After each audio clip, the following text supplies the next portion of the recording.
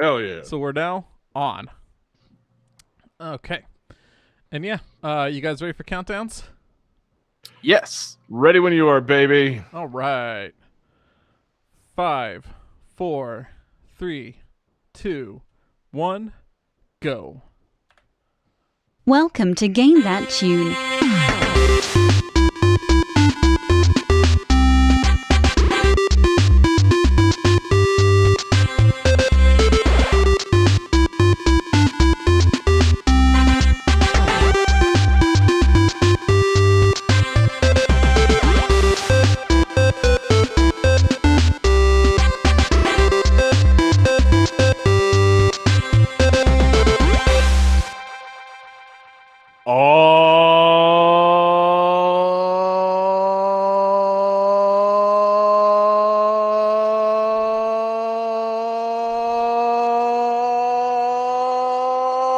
Yeah, what is going on, everybody? John, do you have I any was idea wondering- how long our free play jingle is? What are you doing?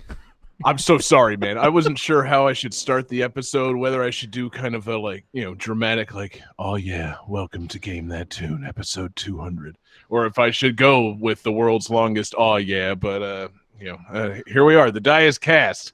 Welcome back. It's Game That Tune in the house once again. Oh my God, guys, here we are. It's your boy John Harrington here. We got John Regan with us. Say hey. Hey. We've got Jesse Moore. Say hey. Hey. And we've got David Fleming. Say hey. Hey. Guys, what a show we've got tonight. This is another milestone. It's a big one. It's the biggest one that we've had so far. I guess that's what milestones are. Each one surpasses the previous one. Like, is 200 better than 150? You decide. Yes. It's Game That mathematically. Yeah. More equals better. That's yes. Content wise, that's just straight facts. So yes, welcome everybody to Game That Tune, episode 200. Good Lord, guys, I cannot believe how long we've been making this show. This started as a little spin-off podcast project back in January of 2016. Before that, we were just kind of four aimless podcasters making a really bad pop culture show, every now and then making a Parks and Rec show, and we didn't really have any direction in life. And here we are, over 4 years later.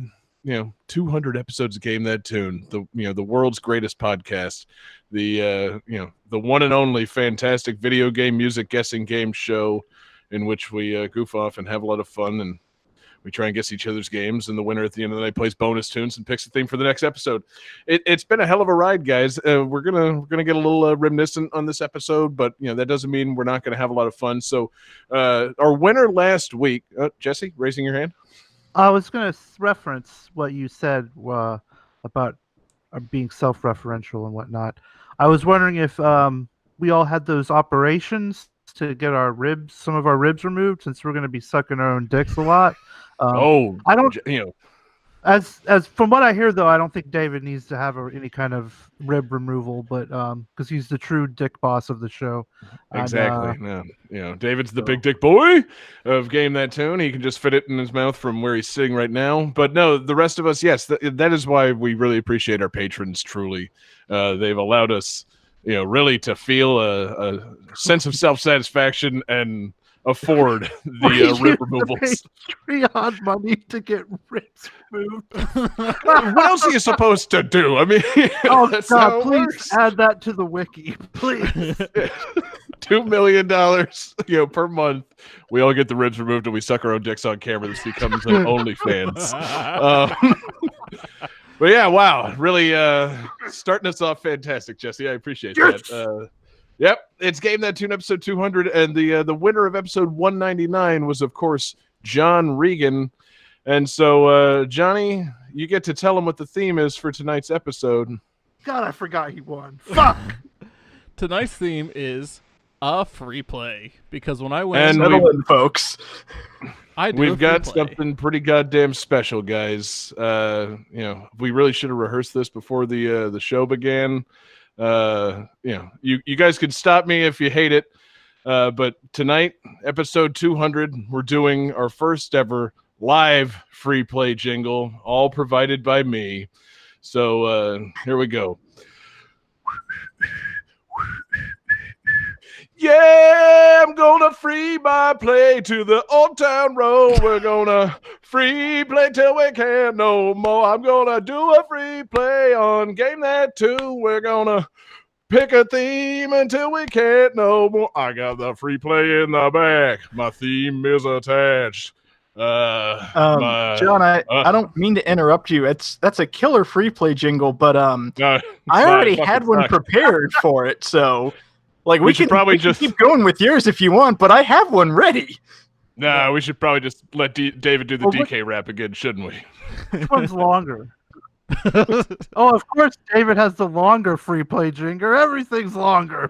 I'm glad y'all are making these jokes, because if I was making them, everybody would think I'd be compensating for something. But if everybody else is making them, they must be true. Yeah, it's very Bruce Lee of you, sir. If you talk about your own dick, it's a boast. But if we all talk about the dick, it's legendary. Johnny, hit the real free play jingle. Game That Tune. Free play. Here we go. It's Game That Tune time, and the crew is back. So sit back and enjoy these tracks. We're doing a free play, and if you please, kick back and enjoy some memories. GTT, Game That Tune. So, Jesse, you got the answer right. Have you played Dragon Quest? Do you have strong opinions or thoughts on the series? No. I didn't realize I could be so angry at a song until just a few minutes ago. Jesus Christ. Reconstruction didn't go well, so the South rose again. I don't know. That is worth investigating. But I feel like I might need to take back all the good things I said about this game. It's your boy John Harrington here. We got John Regan already fucking up on the soundboard. Say hey. Space! Wood Knight. This sounds completely This just original. gets worse and worse. Wood Knight. That's why we're doing this. Yeah. For one YouTube kid to shut up. It was always in English. You chose the word diddled. Why'd you put that in there? Buy a fucking thesaurus, guys. To me, Xenogears was kung fu and giant robots. Yes. This was scientists with wacky weapons and medium-sized robots. That's not exactly what I wanted. There's some things in video games that make me feel bad, but you know what never makes me feel bad? Killing Hitler. I don't remember. This game was if I fired it up for a few minutes earlier today, and I was like, what the fuck am I doing? I guess I thought by taking some time off for my fucking son being born that you would be cool about it and not proclaim yourself king of the show or whatever. Is this that X-Men game for Sega Genesis? The one where it starts out and you're in the snow level? Fuck no, it's not. Guy that requested it, and it's literally in his Twitter profile I like windjammers. I'm like, well, man, I'm putting you on the show.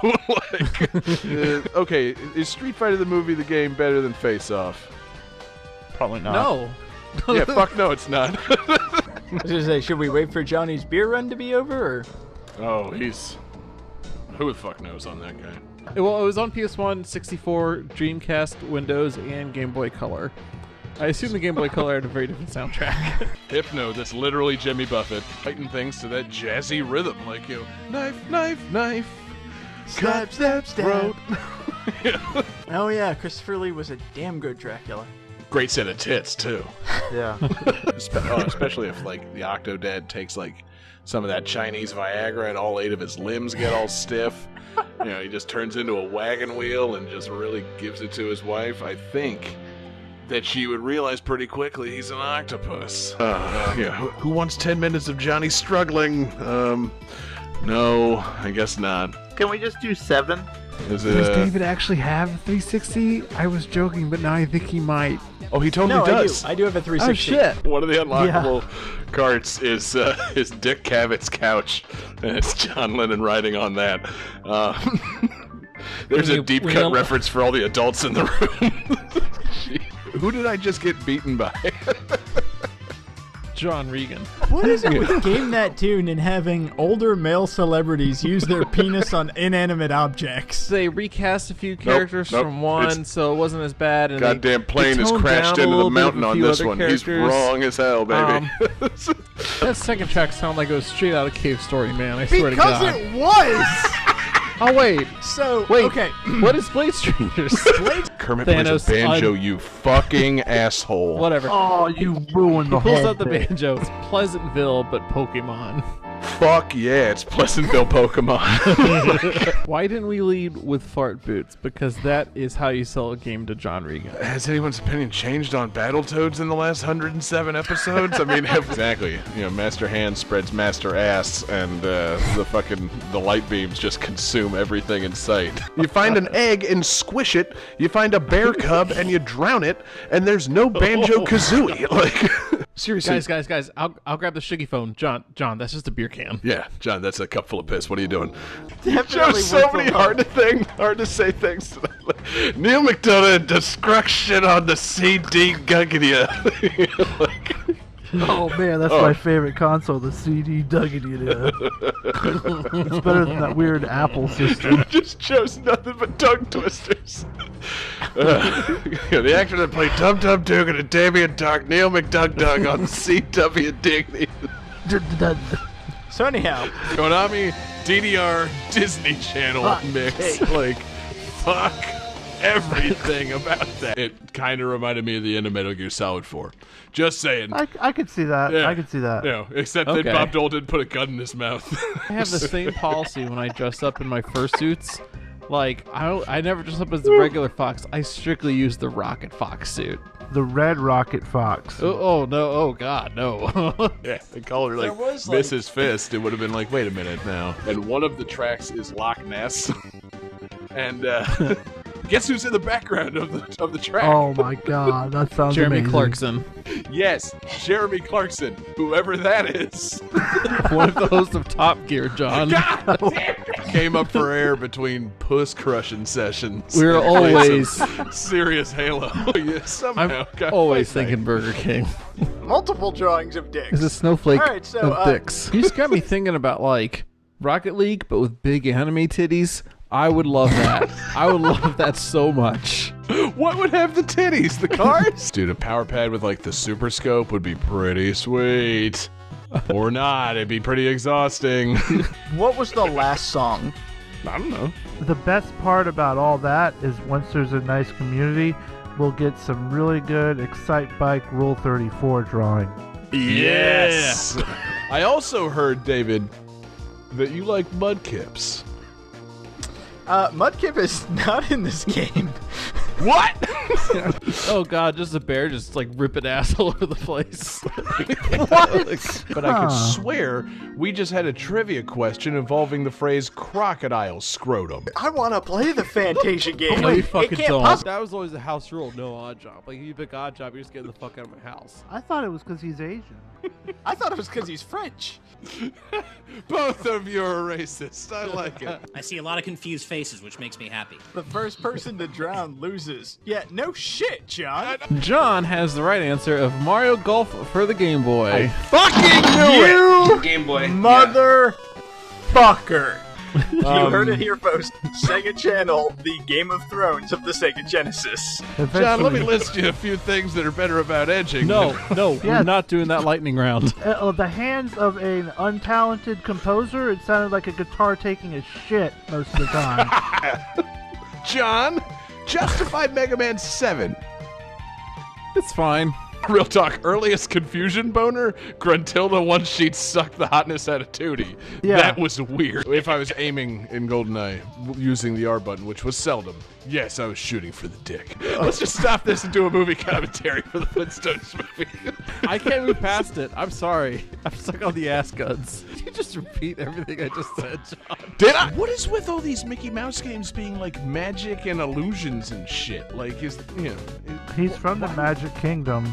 I mean, like... Fair enough! Are you trying to say that you'd fuck a manatee? Yeah. Well, I mean, God, I would love yeah. to go to a Gilligan's Island convention. I don't believe it. That's David Fleming's person! That's David. What the fuck is this? He's got a briefcase.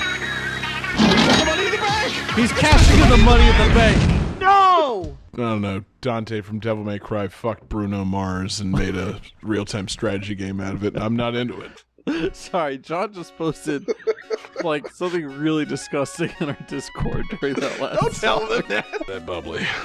Oh shit! I have to delete that sound. My God damn it. bubbly button. Why? Yes, Lindsay Yeah. Lohan as David.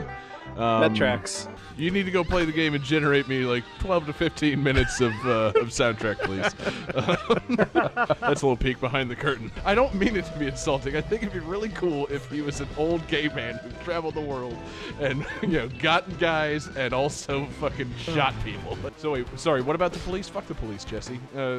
Before David jumps in with his information, I really just want to remind everybody that David does go to websites in which women step on men's testicles with high heels. What, are you fucking shrugging at me, David, for saying I don't play a lot of RPGs? I'm trying to picture how, like, the 50s version of Hydro Thunder would be. Like, I think it's just called a boat. this is So way about more fun than a Spyro. discussion of Spyro 2. I could have been using all that time to read more about Spyro real quick, and I definitely did not. That's true. Metroid is very famous for not having dicks. John Regan has the correct answer of Captain Commando. Shit. Oh my god, he really had answers, bitch! They need to keep up the DLC as more and more rappers get killed. Something only I will find funny. Does at any point anyone in the game say, suck this root? No. Damn it. I cannot tell you how many rounds of golf I've had where geese like really just ruined my day. And that's probably the most bourgeois thing I'll ever say. I insisted no. Like, this is not Wild Arms if Ashley does not have a move called Booty Call. You got a lot of pushback on that, Booty? No, but this is not beep boop. I'm broken. I hate to do this to a fan. Game over!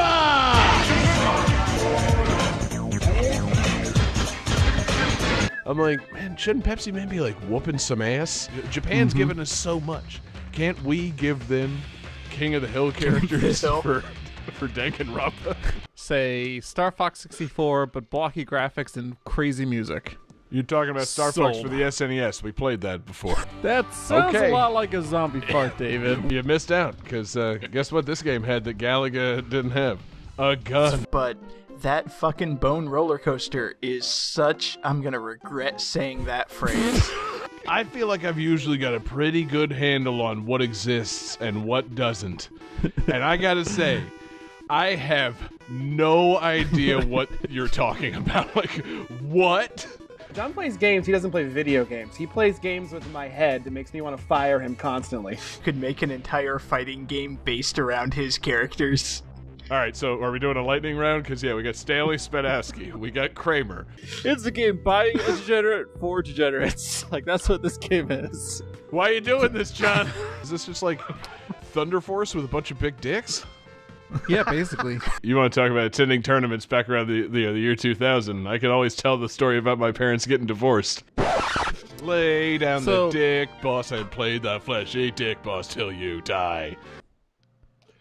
Wow. Wow, we. Wait, it's over? Guys, yeah. It didn't Let's really play it again. Good night.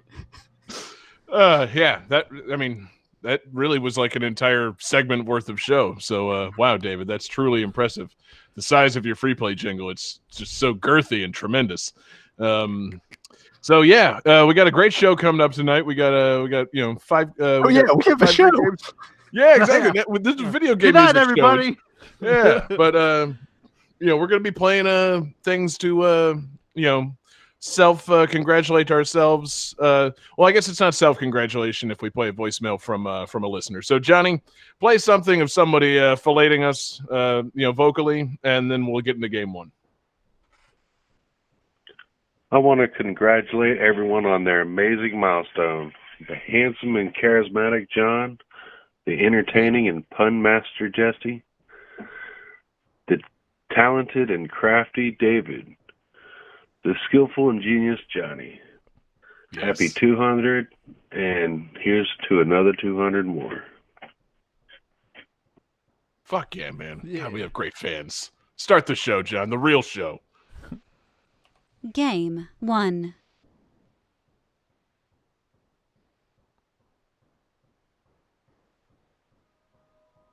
Oh, there it No, goes. play the other request. Okay. Yeah, do it.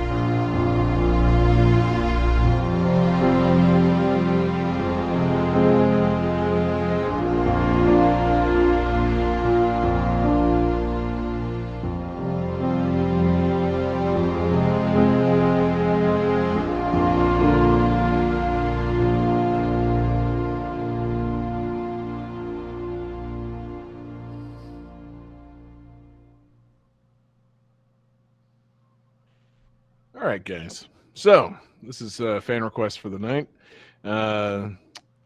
So trivia for the game. One of the co-founders of this game's development studio was quoted as saying, "This game is a lot like the first game, only it's the first game on fire, going 130 miles per hour through a hospital zone, being chased by helicopters and ninjas, and the ninjas are all on fire too."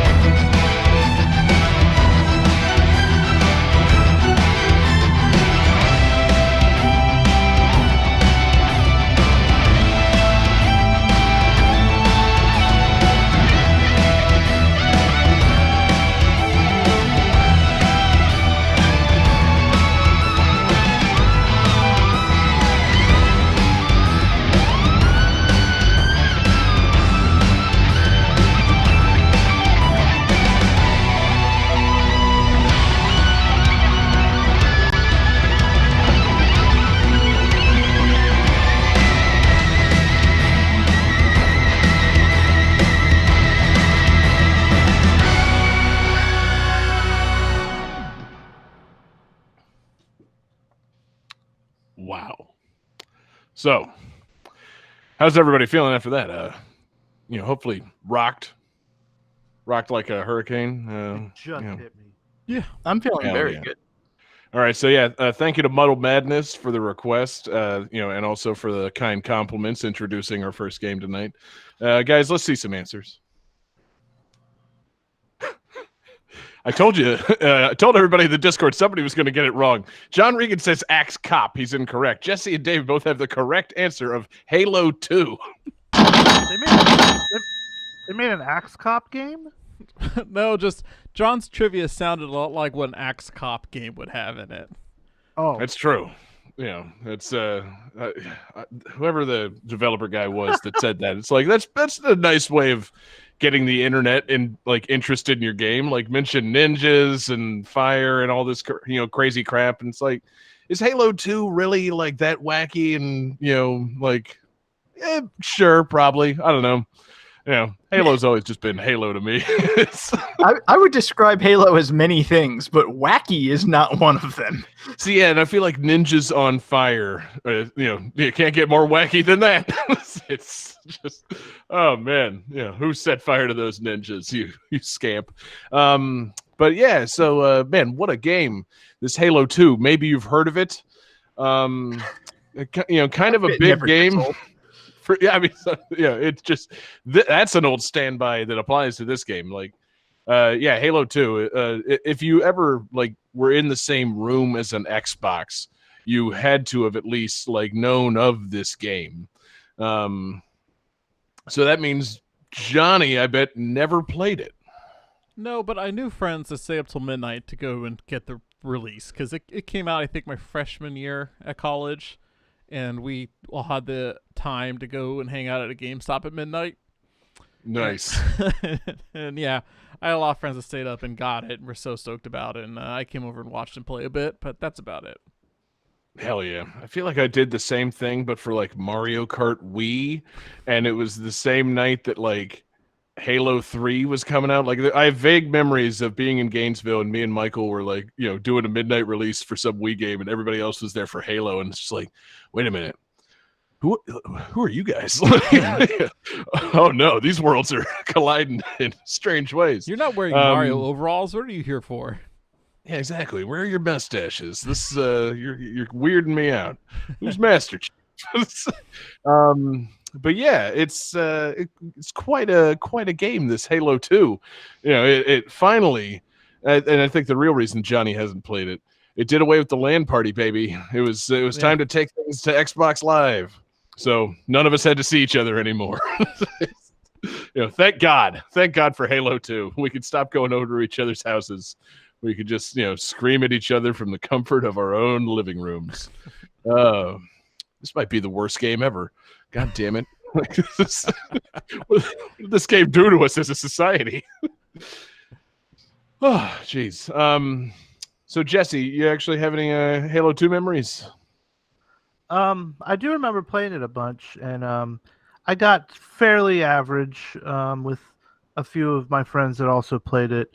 And it was real fun to back then we liked to, just not really shit talk and not really, more trolling, I guess.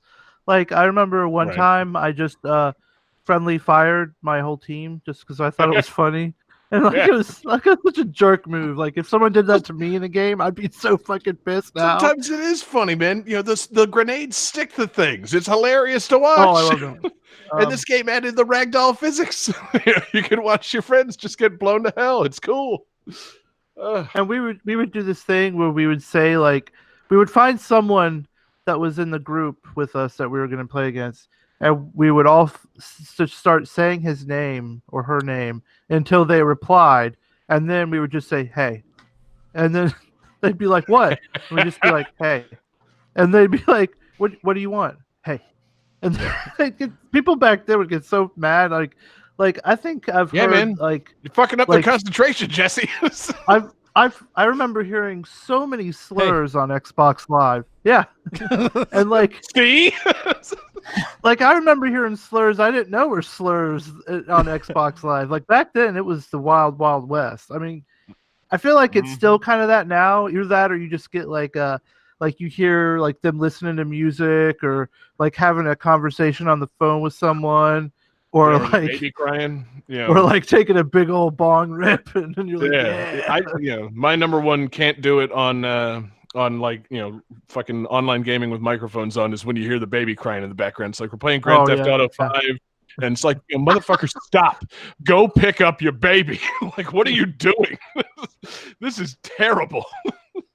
Oh man. But yeah, man, the game's a blast. I don't remember a whole lot that's specific to this. All the Halo games kind of run together in a bit of a Gainesville haze for me. Yeah. But was this the first one where you could play, where you were playing as the alien guy, the Arbiter? Oh man, I don't remember. I think so. Yeah. I feel like this one introduced that sick ass laser sword. Oh yeah. I was gonna say, I'm pretty sure this is the first game where Master Chief and all the multiplayer characters could use the Covenant weapons. You could get the energy sword and the alien rifles and shit.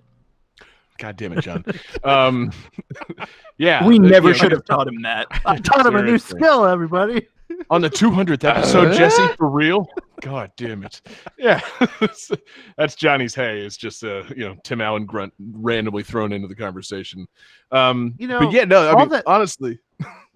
They're all on I was- Game Pass now, and I was been thinking about just maybe going through them again. Hell yeah, man! You should. They're fun games. That's the thing. I can't talk any real mess about Halo. It's just not really my scene. But like I was gonna say, I like I doubt this is not my authoritative like knowledge on this. But this was the first first person shooter game I played where it also introduced that fucking like one hit kill melee attack. And it's like, you're running and gunning. If you get close enough, you slice them up with that laser sword. It's fucking cool. Because, it's funny thinking about all games prior to this where it's like, I've got like 2 machine guns out and I'm like 6 inches away from the other guy and he's 6 inches away from me and we're just fucking shooting shit and missing each other. It's like, that's like 2 idiot kids fighting. We should probably have a way for them to hit each other. Like, word. We should. How about a melee button? Cool. We have enough buttons for that now that we have the Xbox controller. So, Halo 2 is cool. I mean, Halo in general is cool. Big time multiplayer stuff, vehicles, far off planets and aliens and the flood. I'm pulling all my Halo knowledge together for this one. I think literally all that was in the played first up to Halo. 3. Though. I don't think Halo 2 added those new features. Oh shit. But I mean, really, Halo 2 was a blast, but it all kind of runs together in my mind, like a lot of space games and shooter games. Which leads us... Thank you, John. That's beautiful. You're a beautiful, beautiful man. Took 200 episodes. Exactly, but he nailed it finally, guys. So that's the sign that we should go to tonight's lightning round. Lightning round. Guys, like I said, all these space games, all these shooting games, they all just, they run together. And so, I don't remember the specific locations and things to Halo 2. If you ask me, where those games took place, I'd throw you up 3 question marks, baby. So this is an all-play lightning round. Everybody get your answer pads ready. It's a simple question that I've got for you. Is this location from Halo 2 or not from Halo 2? Lightning round that I'm calling to Halo 2 or not Halo 2. Name not final. Love it. So yeah, I've got 10 There's locations. still time to decide on the name. I got 10 locations, and you guys tell me if they're from Halo 2 or something else. All right, so first location. Excuse me. Cairo Station. Shut up, cat. Johnny says not Halo 2. Jesse says Halo 2. David says something else. Jesse's correct. This is from Halo 2. I'm sorry, is it not Halo 2 or something else? Like, I thought those were the 2 options. It's Halo 2 or something else. And, so yeah, whatever. Right. It's Halo 2 or not Halo 2, David. Don't complicate things. All right. So Jesse was right. You were wrong, regardless. All right. So second location, Spaceport Alpha.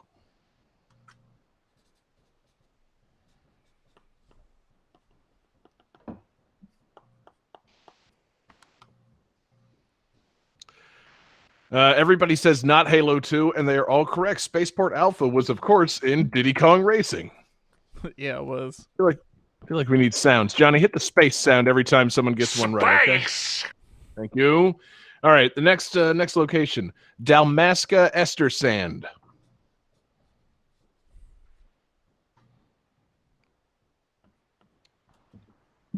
Johnny says Halo 2. Jesse says Halo 2.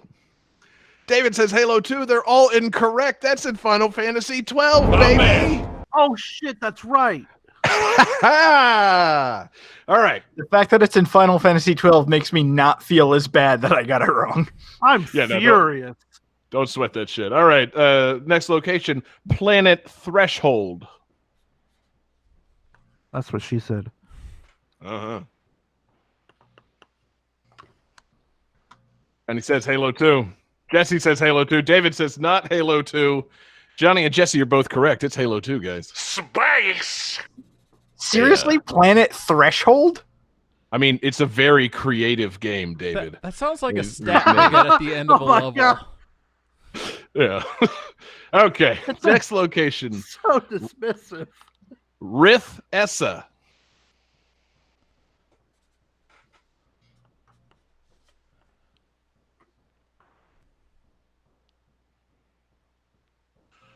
Let's see. Everybody says not Halo 2. They're all correct. Rith Essa is, of course, Jet Force Gemini. I'm going to say, fuck yeah, that's Jet Force Gemini. Nice, Jet. All right. Next location. Installation 05.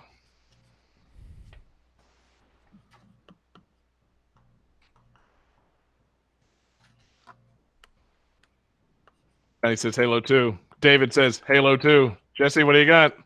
Not Halo 2. Oh, Jesse, that's unfortunately incorrect. Of course, the creatively named Installation 05 is Halo 2. Space! Yes, thank you. All right, guys. Next location, Capital Wasteland.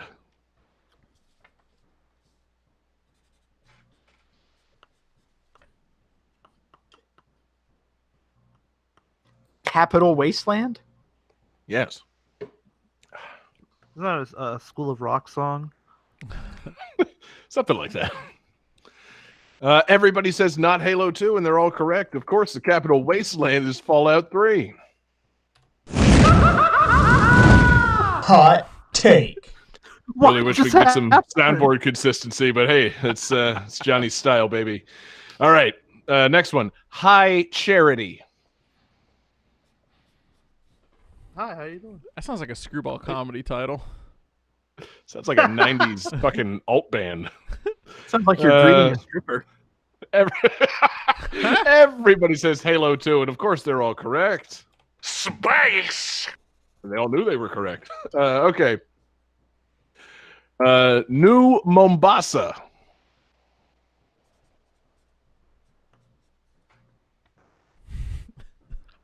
I'm still going to get High Charity. Johnny says not Halo 2. David says not Halo 2. Jesse says not Halo 2.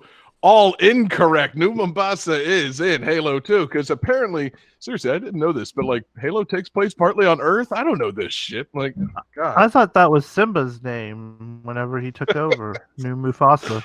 It was his title, Jesse. And the final one of this lightning round, Howler Gorge.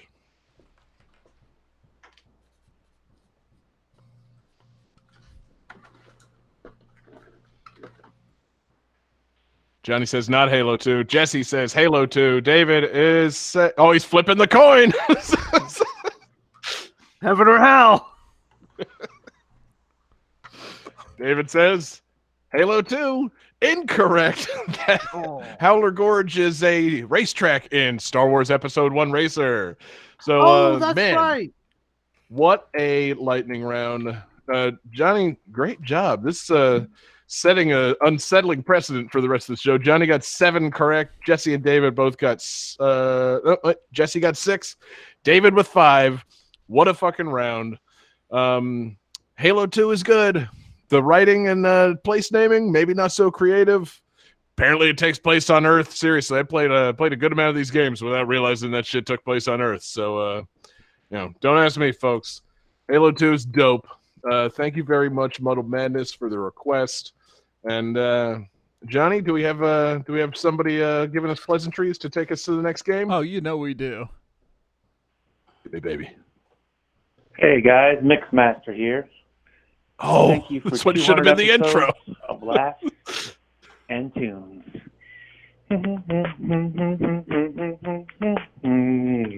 Oh, everybody groove out on a theme mix.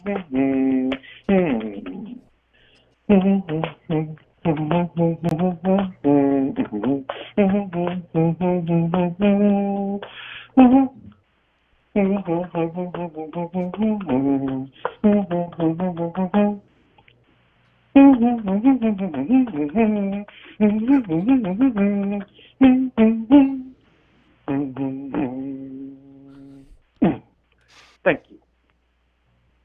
We love you, Mixmaster. That was awesome. Come back to the show. Johnny, Game let's keep 2. it going.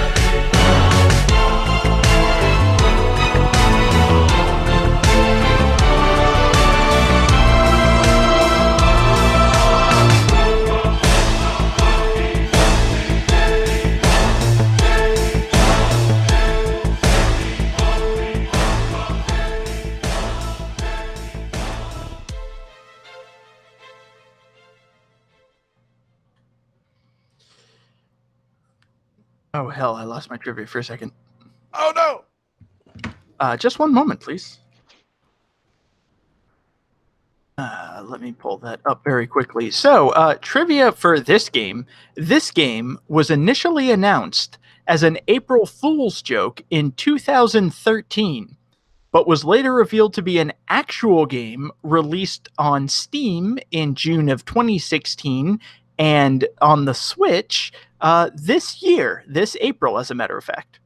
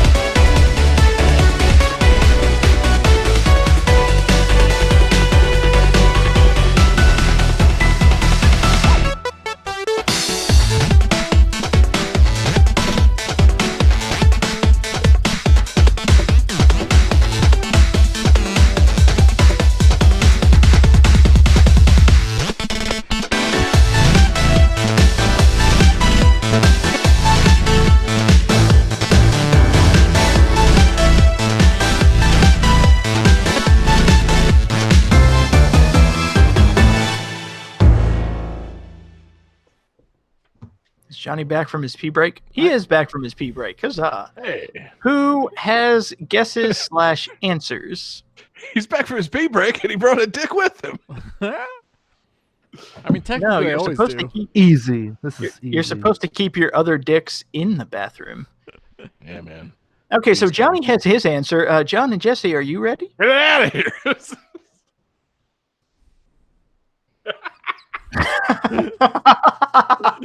Okay, so John Regan has a drawing of an ejaculating penis. Incorrect. Jesse says not Halo 2. Technically correct. Yes. And John Harrington says cat girl without salad, which is correct. Did Jesse just discover the ultimate hack for winning game that too and just say what game it's not? Tell him, Johnny. Oh my god. I believe I said that Jesse was technically correct, so that should be 2 cha-chings. Yeah. You are technically correct. The best kind of correct. So, yes, this is cat girl without salad Amuse-Bouche. Bless you. And or cacao. Wow, David. Let me just David, I gotta prepare really myself to say this. What? David, I got a really out there question for you. Hey. Was Colin I've been Mockery in this game? I'm searching desperately for the reference that you're trying to make. It seems like mockery from whose line is it anyway here? International comedy icon. I know. It's pretty exciting. Just take a deep breath. We'll get through this. And basically, I'm just giving this video to say congratulations. Your 200th episode of Game That Tune. That is amazing. 200 episodes of anything is quite the milestone. I think we've done like 65,000 Who's lines. Or maybe that's hoedowns. Whatever. It's just been a long, long time.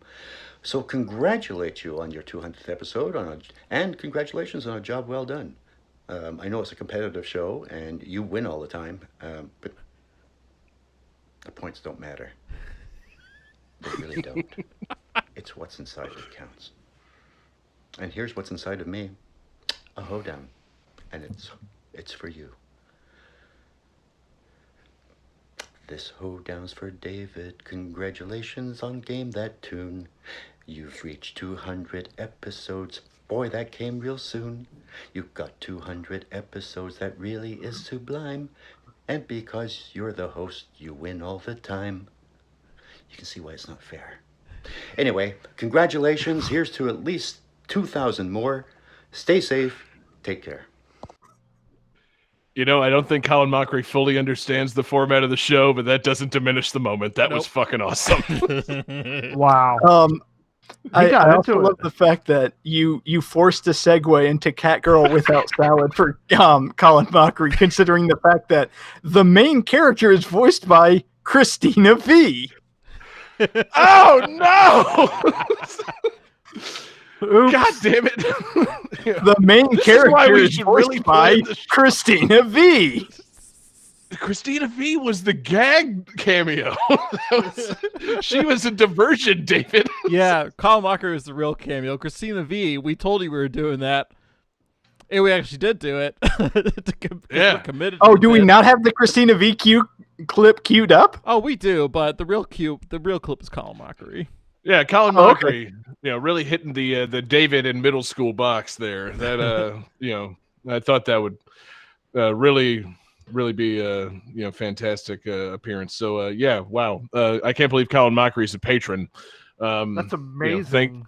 Thank you so much, Colin, for that appearance. Like, and yeah, so anyway, game that tune. He said game that tune. He the did. Fucking dude from Whose Line Is It Anyway said fucking game that tune. And he didn't have a stroke or something and a bunch of words came out. It was like our show. Y'all surprised me with that clip, and I'm surprised I'm the one who should be saying this about our close personal friend of the show, Colin Mockery. Yeah, no, see, and it's perfect too, because this game title sounds like something cobbled together from improv suggestions. What the fuck, David? What is this? So, this game we got Ryan Stiles with Catgirl Without Salad. This game's actually pretty damn cool. So it has an interesting history. Like I said, it started as an April Fool's joke because Way Forward always does April Fool's gags. And on April 1st, they're like, oh yeah, look at our brand new game. It's a shooter, platformer, RPG, strategy, rhythm game, Catgirl Without Salad, and put up like a couple screenshots and people were like, what the fuck? This looks kind of cool. So like so many people were talking about it and asking about it. They're like, you know what? Fuck it. They made the game and released it. So that was the real April Fool's joke. It's like, oh, we're announcing our new game. Like, haha, what a funny joke. And then they actually released it and people were like, wait, y'all were serious? Nice. And of course they employed Mr. Vert, Mr. Jake Kaufman for a fantastic soundtrack. That was my real clue before any of the trivia. I'm like, now wait a minute, what Way Forward game haven't we used yet? Like, what is this? And it's like, oh, a game that sounds made up. Cool. But what was funny, because like when they announced the game, they're like, it's got every genre under the sun and everything. It's like, so when it came down to release it, it's like, what the fuck? So the game is it's a scrolling shooter where you play as a cat girl, and you have a little pea shooter, and it's a legitimate pea shooter because you shoot small green round bullets, so you're actually shooting peas at enemies. And you can get various power-ups, and every power-up is a different gun, and every gun is based on a genre. So you get like the sports gun, which shoots out like small balls that ricochet around the screen. You get the platformer gun, which shoots like a little sprite of a guy who runs across the screen. And if you push the shoot button again, he jumps. And if you jump into an enemy or collide with an enemy, it damages them.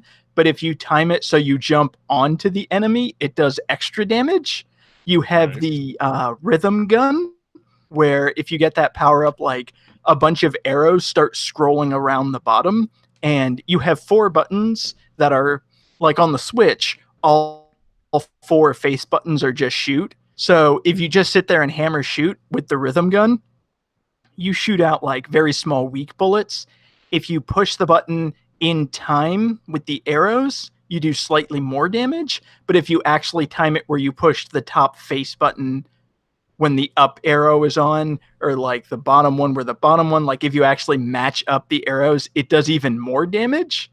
There's the arcade gun where you shoot basically like a Pac-Man character that you can then use the face buttons to control to like chomp and eat the enemies.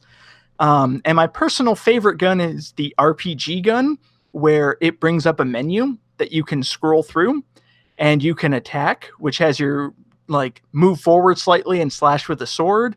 You've got a magic button where you throw like magic potions in an arc. You have a heal that you can like restore some of your health points. And then you also have a runaway where you just leave the screen for a few seconds and then come back to avoid damage. Sounds Sweet. wild. Yeah.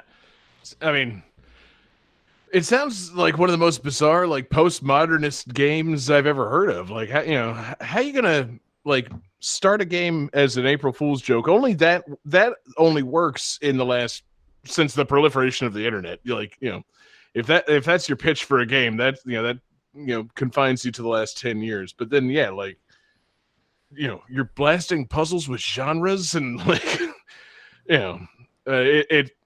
I'm utterly confused by it, David. It sounds fantastic. Yeah, it's very bright. It's very colorful. Your main character, again, voiced by Christina V, because it's a WayForward game, so of course they got her to voice it. She has dialogue with her little alien companion, so there's like wacky dialogue underneath everything while you're playing this like side-scrolling, almost bullet hell shooter. Like it's a very bizarre game, and it's a lot of fun and very wacky. Now, when does Catgirl get the salad? I'm going to be honest. I haven't beaten the game yet. So as far as I know, she doesn't get the salad. I could be mistaken. But at this time and place, in my experience, she does not get the salad. I was going to say, like, oh no, the salad's a lie, and it's like, no, wait, it's in the description. She is without salad, so it's not a lie. It's just, somebody get this girl a salad, please. Is that the object of the game? Like, how you search extra for blue cheese? If you search on stock photo sites for girl eating salad or woman eating salad, there's always pictures, like a lot of them, of a woman laughing, having a good time while eating salad. Is there a version of that, but with the cat girl? Right, salad? Cat girl enjoying her salad. Just having a good time. No, John, have you been paying attention at all? It's Cat Girl without salad. We don't have those pictures. You don't win cat girls with salad. Exactly, John. You don't win cat girls without salad either. Apparently, if you're David, finish the game, David. I need this cat girl to eat her salad. I would love to play a 3DO game called Cat Girls Don't Get Salad. Oh my god, that sounds like a 3DO I love the game. fact that game is ported to the 3DO. Like, of all the systems, that's where your mind goes. Yeah, because the plumbers don't wear ties. Yeah. 3DO exclusive. It'd be FMV horseshit. Just terrible FMV. Yep. So anyway, I'm going to open an incognito tab and search for cat girls eating salad. Yeah. Oh, they're tossing salad. Oh, no, Jesse, we almost made it through the whole segment without someone saying toss salad. Nope. Come on. Yeah. Had to happen. Damn it. The prophecy foretold this. Johnny, get that nasty taste out of my mouth with another compliment from a voicemail before we move on to the next game. Hey, game that tune. It's the messenger, the host of the VGM Journey.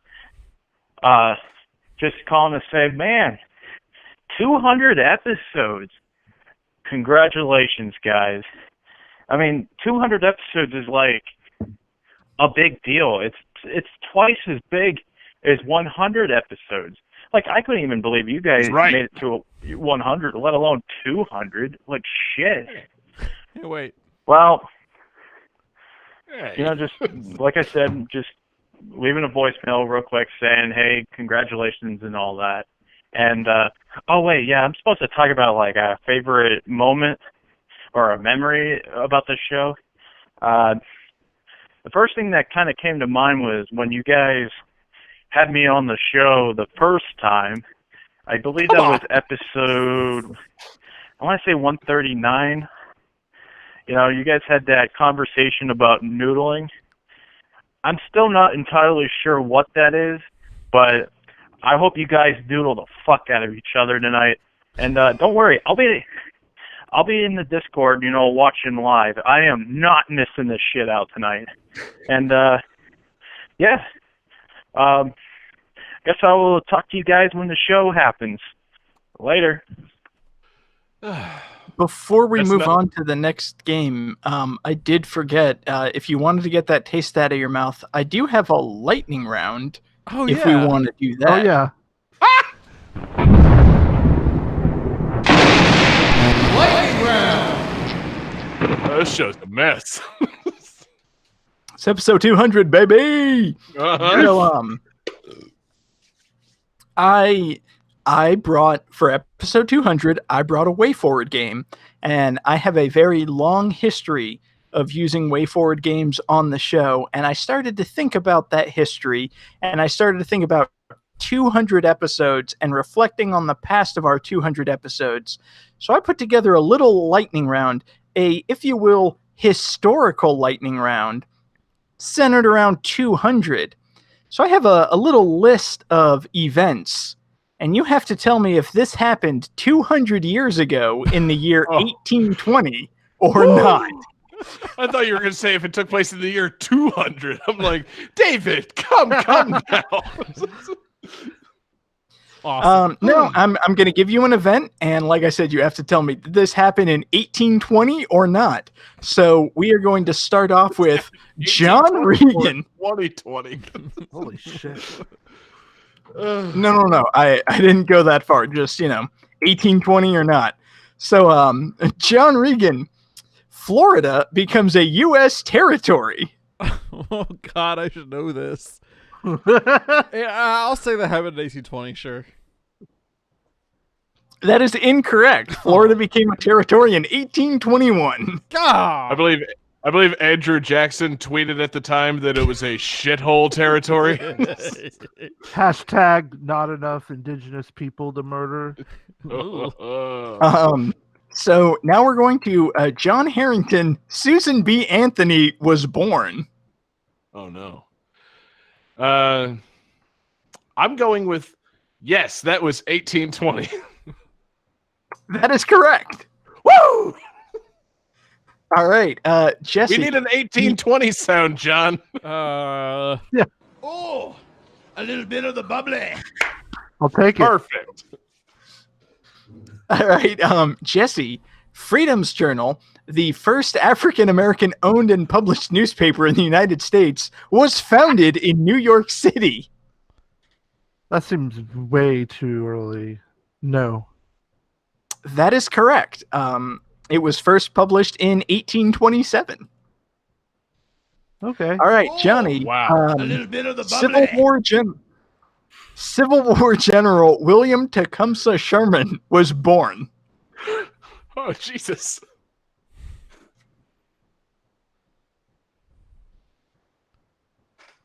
I can see you typing. Get out of here, John. Come on. I'm going to burn you up like Savannah, bitch. Come on, answer the question. Oh, I'm going to say yes. Yes, 1820, sure. That is correct. Bubbly. Yeah. All right, John Harrington, the Royal Astronomical Society is founded in London. That can't be 1820. That is incorrect. That was founded in 1820. Well, motherfucker. I stand corrected. All right, Felt like an Jesse. 1822 kind of society. Jesse, Eli Whitney invents the cotton gin.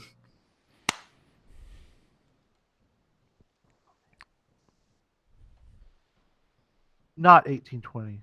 Yeah, that's right. That is correct. That was in 1793. Gonna say you gotta take it back to the old school, baby. Cotton gin made this country. All right, John Regan, the death of King George III, the British king who saw the American Revolution. Yeah, sure, 1820. I don't know. That is correct. Oh, a little Great bit of the job, bubbly. John. Wowee. All right, John, Maine becomes the 23rd state. Absolutely not. That is incorrect. That happened in 1820.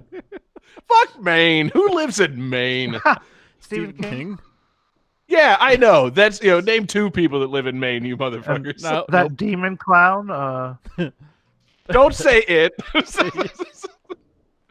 Okay, Jesse, is it? James Monroe is reelected as president of the United States. Wait, he got reelected? Lame He did, Duck Monroe. but was it in 1820?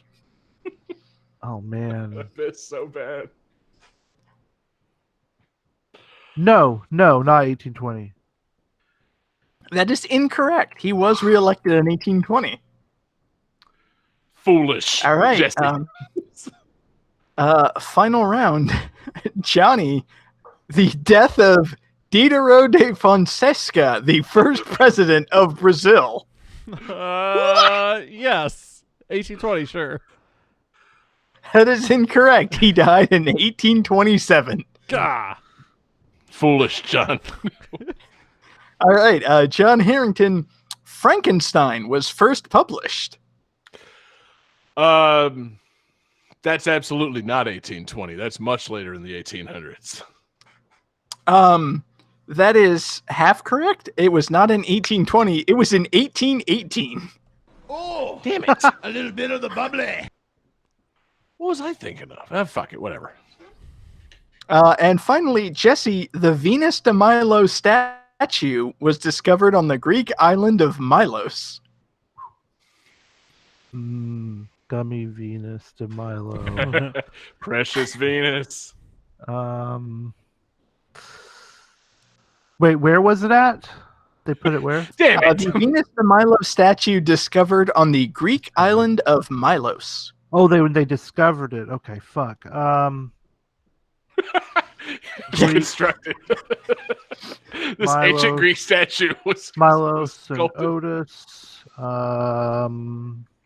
Yes, 1820.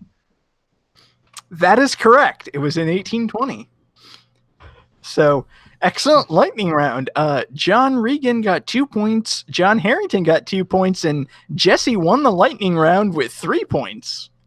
Good Lord. Nice. What a round, David. Johnny, now play us another congratulatory voicemail and send us to the next game. Hey guys, it's the messenger again from the host of the VGM Journey. I realized I pulled a Johnny and totally fucked up. I was supposed to say, yeah, I hope you guys have, 200 more episodes. Let's go for 400 episodes. No, fuck that. Let's go for 1,000. Let's go for 1,000 episodes.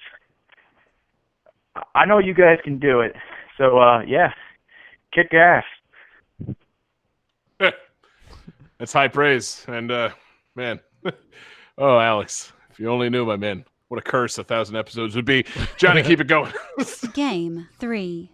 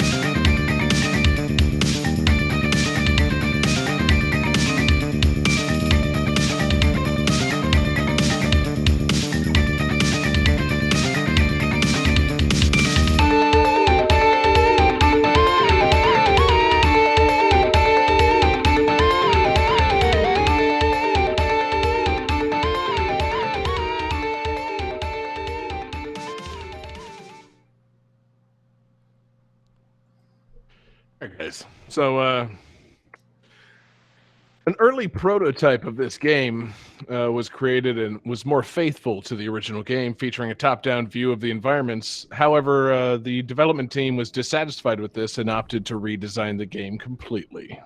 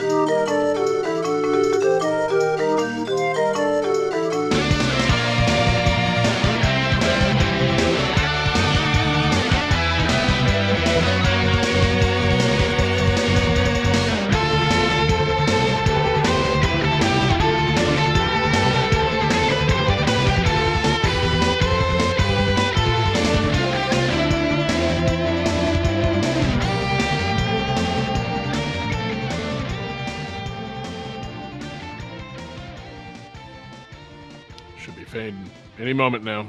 All right, guys. Yeah, had double loops on that one to figure this one out. You better know what this is.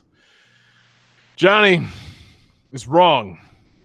I mean, he's not technically wrong, but he's wrong because he's not correct enough. He says not Mega Man. He's right. It's not Mega Man. And oh no, David has drawn. Oh yeah. Oh yeah. God, it's a dick, all right. It's not a dick boss, but it's a dick. It's a healthy dick. And Jesse says not 1820. That's correct. This game was not released in 1820, or quite frankly, any earthly year. Jesse, I don't want to rake you over the coals too hard on this one, my man. No, I know what this is. Oh, okay. Then Jesse, tell us what it is for a quick point. It's Trials of Mana. That's correct. Oh, With sorry. no sound. That's correct. Hey. Oh, see, I wasn't sure if this was you doing a second fan request or if this was your game. Like, if this was your game, I should have guessed Trials of Mana. Yes, you should have. Sorry. No, this is my game, David. You must pay attention to a lot of things to really keep up with the show. Man, oh man, what a game! This Trials of Mana remake. Hold on, John. I got to interrupt you for a second. Something's happened on my computer here. Oh, this is weird. What's going on? What's going on, John?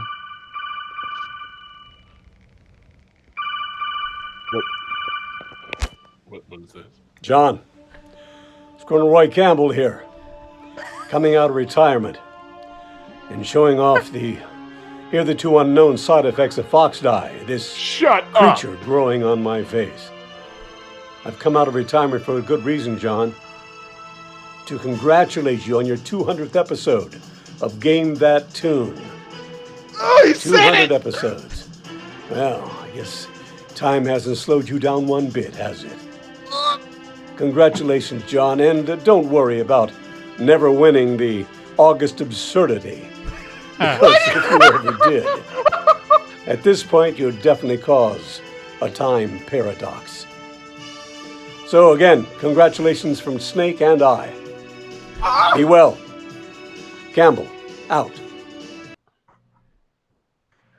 Oh my God. That's amazing. How did you get inside my dreams?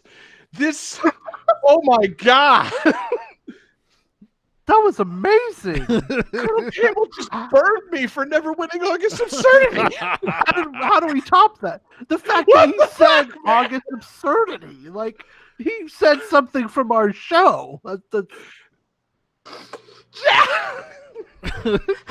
wonder if, like, you gave him a script and he's like, August Absurdity, Game That Tune. I mean, I've said weirder things. Yeah, exactly. I mean, that's true. I think it's pretty. I think it's Pretty amazing tame. with the purple stuffed webworm and flapjaw space with the tuning fork. Does a raw blink on Harry Carry Rock. I need scissors 61. So yeah, August Absurdity, not that absurd. Good Lord. Oh wow! I can't believe Colonel Roy Campbell himself is a patron. Thank you so much, Colonel Campbell, for that message. Wow, that's oh God! Thanks to our fantastic patrons for all these messages. This is just amazing. What a night! What a show we got going. This is crazy. So yeah, man, Colonel Campbell. Colonel, yeah. Now, Trials of Mana is good, but would it be better if Colonel Campbell was ringing into your ear every now and then to tell you what to do? Like, yeah. Kevin, you have to. Yeah, it's nighttime, Kevin. Press A to transform into a monster. Like, all right, Colonel, cool, will do. Wow, man, yeah. Trials of Mana is cool. Jesse, you've been playing the demo of this, right? Yeah, it's really fun. I picked You gonna Kevin. get it? I think so. Yeah. How it's can you really not cool. pick Kevin, man? I You look know. at these. You look at these 6 characters. How do you not pick Kevin? I mean, picked you know, Kevin, the purple-haired girl, and the other lady with the spear. I think the Valkyrie dude. lady.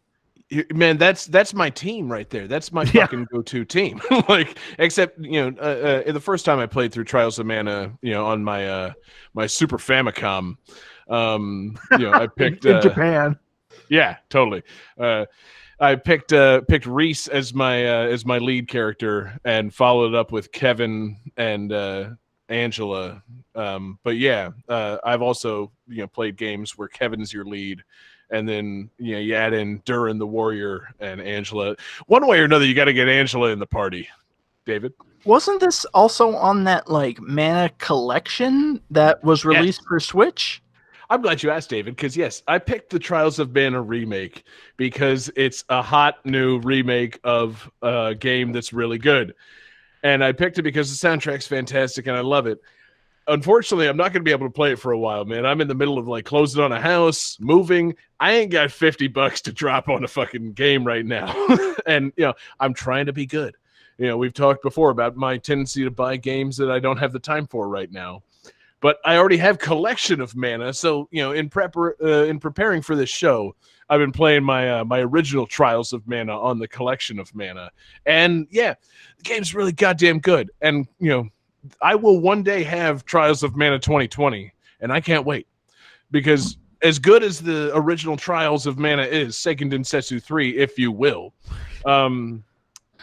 I really want to play the new one because there's some things about the original that fucking bug the crap out of me, and it looks like they've been made better on the Trials, the new Trials remake. So I'm looking forward to playing it. First and foremost, the soundtrack. I'm just so happy with this new soundtrack. Like, I'm sure I'm the only person here who played the Secret of Mana remake from a couple years ago. Yes. Cool. Don't play it. It's garbage. I tried to be nice. I really did. And that remake sucked ass and did not do it for me. And the soundtrack was a fucking travesty. And I don't want to be rude, but that soundtrack fucking sucked. Like, you took everything that was great about Secret of Mana, my favorite game soundtrack of all time, and just switched the instruments. And it's like, yeah, okay, well, this song didn't need to be played on a zither, but here we are. I guess we'll just try something new. And then it's like, all right, Trials of Mana, apparently, people like the original soundtrack to sound, they want the new soundtrack to sound like the original soundtrack, but good. Okay, cool. We can do that. It was mostly a rock soundtrack anyway. So they just played some guitars and played the old soundtrack. It sounds fucking great. But I'm really stoked on actually getting to play this remake at some point because I like all the stuff they added. They upgraded the combat system a little bit, baby. There's strong and weak attacks. You can change weapons and swap abilities. You can jump, and there's a dodge button. The big thing for me, there are like cones of damage for like magic and special attacks. And that's one of my big pet peeves on the original Mana games. It's like, if you get attacked with a magic attack, you're fucked. Like, it just hits you no matter what. So you give me the opportunity to dodge that. I'm thinking maybe this remake, I won't have to grind as hard because it's like, all right, there's some boss fights in like Trials of Mana. You rub up against them. And it's like, I'm just getting fucking bodied by this guy over and over again. But like, man, if you can strategize like a way to, if you learn the patterns and dodge the fucking attacks, maybe you can not have to grind so hard on some of these boss fights and things in the new Trials of Mana. But I don't know that because I can't play it yet, and I'm not going to play it for a while. But I'm really fucking stoked on the game because it looks great. Like the voice acting is a little weird, but no kidding. That's my one hang up on these things. But I don't mind it. I don't mind it either because everything I've read about this new Trials of Mana makes it sound like video game remake comfort food. Like they just took a Super Nintendo game and made it a new Switch or PlayStation or Xbox game, and it's just kind of it's just an upgrade. And so you add in character designs that look okay, like it's nice, it's nice character designs. That's all well and good, but the voice acting, from everything I've read about it and heard about it, it sounds like it's like voice acting from like 2004. And I'm like, that's kind of in the spirit of a retro remake. Like, it doesn't necessarily need excellent voice acting. Like, it's a great deterrent in this case for me picking Charlotte, the little cleric girl who talks with baby talk.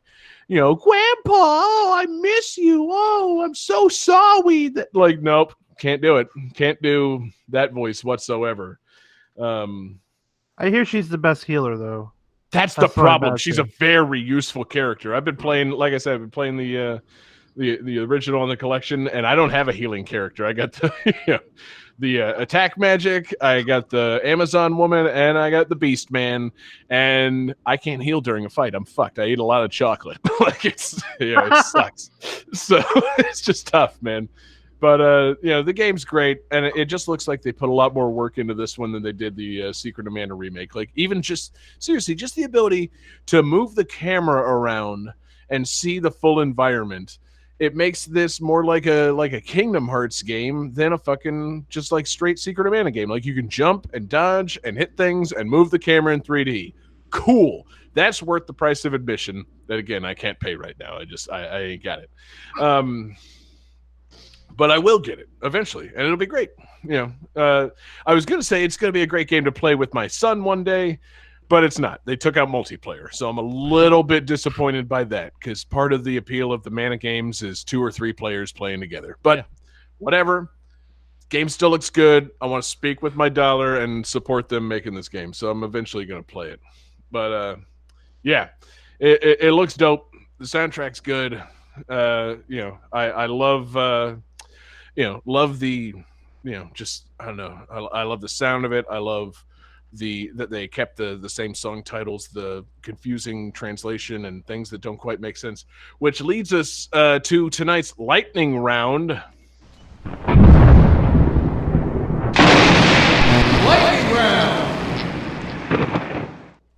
That's right, gentlemen. Another lightning round. Yeah, who knew? What are you talking about? This is the first lightning round we've had. Yeah. I got a very short memory. I got a real memento thing going here.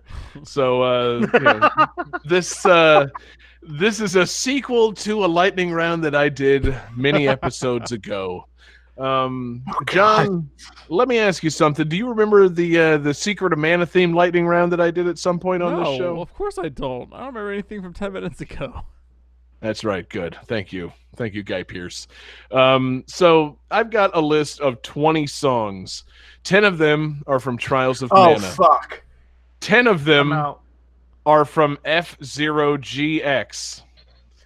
And I need you to tell me whether the song that I name is a song from Trials of Mana or a song from F-Zero GX. That's right. I previously did Secret of Mana versus F-Zero. I'm bringing it back. It's Trials of Mana versus GX for episode 200. And we're going to start with David. Here's your song title, David. Trials of Mana or F-Zero GX? Rolling Cradle. F-Zero. That's incorrect. That's Trials of Mana. I'm Started gonna off great. tank this fucking lightning round.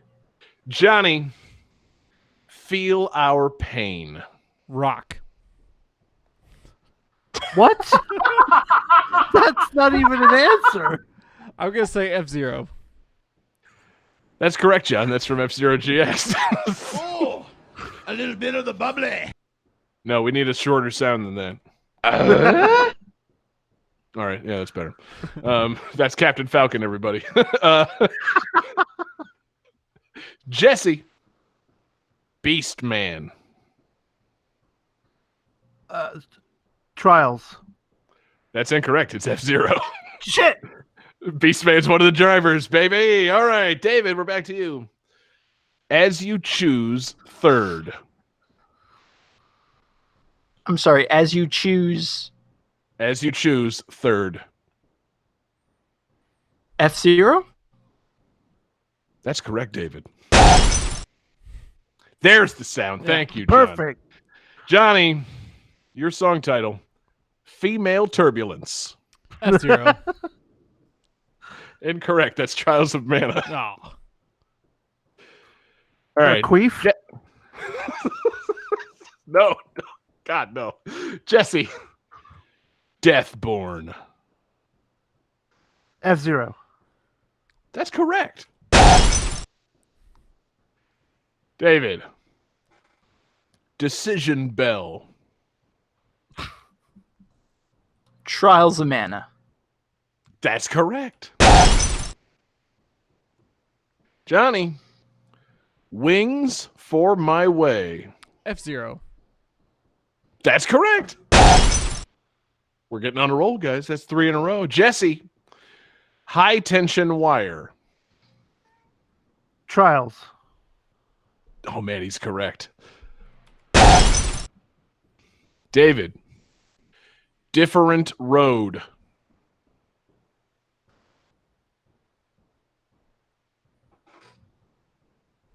Trials? That's correct, David. Wow. That's 5 in a row, guys. We're kicking ass. Johnny, 8 Guitars. F-Zero. 6 in a row, guys.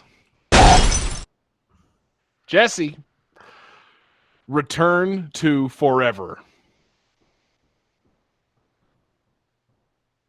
F-Zero. No, I'm sorry. That's Trials of Mana.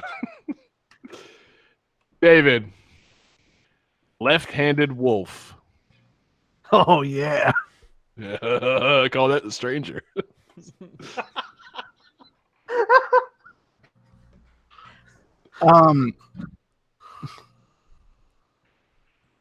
Left-handed wolf. Oh yeah. Think on it. F-Zero. Trials of Mana. Oh wait, damn it. It's okay, John. Undo it with the Tim Allen sound. Johnny. Emperor Breath. I'm gonna say Charles Mann on that one. Incorrect. It's F-Zero GX. Ah. Jesse. Nuclear fusion. F-Zero. Incorrect. It's Trials of Mana. They don't have nuclear power in that game. Wait, That's what? what makes it a good lightning round. David. Infinite Blue. F-Zero. That's correct. That's the F-Zero GX version of Big Blue. Johnny. Planet Colors. I'm gonna say Charles Mann. I'm going to say you're incorrect because that's F-Zero. Ah. All right. Trick question. It's a Sonic track. Exactly. It's from Sonic Colors. Who knew? All right. We're in our last three. Jesse. Electric Talk.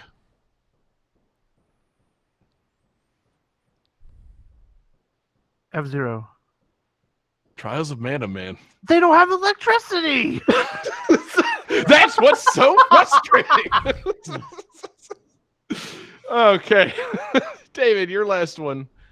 Like a Snake. How come he gets all the penis ones? What's Infinite Blue? Because I've got a big knob. I'm going to say Trials of Mana. I'm going to say that's wrong. Like a Snake, F-Zero. And Johnny, you get to close this out. Faith Total Machine. F-Zero. Trials of Mana. Ah. Wow. No Okay, machines. They don't have machines or faith. Okay, so yeah, what a round. Let's see. David got 4 points. Johnny got 3 big points. And poor Jesse only managed to rack up 2 points in that lightning round. I can't wait to play this Trials of Mana remake. I'm going to play it one day. It's fun. Yeah, thank you, Jesse. I'm glad to know it is. But in the meantime, I'm just going to continue working on moving and not spending very much money, and just listening to that fantastic new Trials of Mana soundtrack. So what a game, what a soundtrack, what a series of confusingly named songs. And Johnny, what do you have for us to take us into the next game? Hey guys, it's Lance. Just wanted to say congratulations on 200 episodes. I would say that bugging you guys over the past 200 episodes has been like watching my younger nieces and nephews grow up, but A, I don't like my nieces and nephews, and B, I'm pretty sure you guys are all older than me. So that didn't work anyways. Either way, as I mentioned before, congratulations. I'm going to be bugging you guys for a while longer too. So, bye. Johnny, how many more voicemails do you have? 4. No, 3. 3 more. Okay. Do you have them labeled at all? Yes, I do. Play Chrono's voicemail. All right. Hey guys, Chrono here. Just wanted to say congrats on episode 200. Great work so far. Keep it up. Hope to see you guys at episode 300. And I was supposed to give an insult, so John, put a shirt on. All right, out. Joke's on you, motherfucker. I put a shirt on at the beginning of the show. And let me just say, have we ever seen Dell or Chrono in the same place at the same time? No, I don't think we have. Johnny, let's keep the show going. Game 4.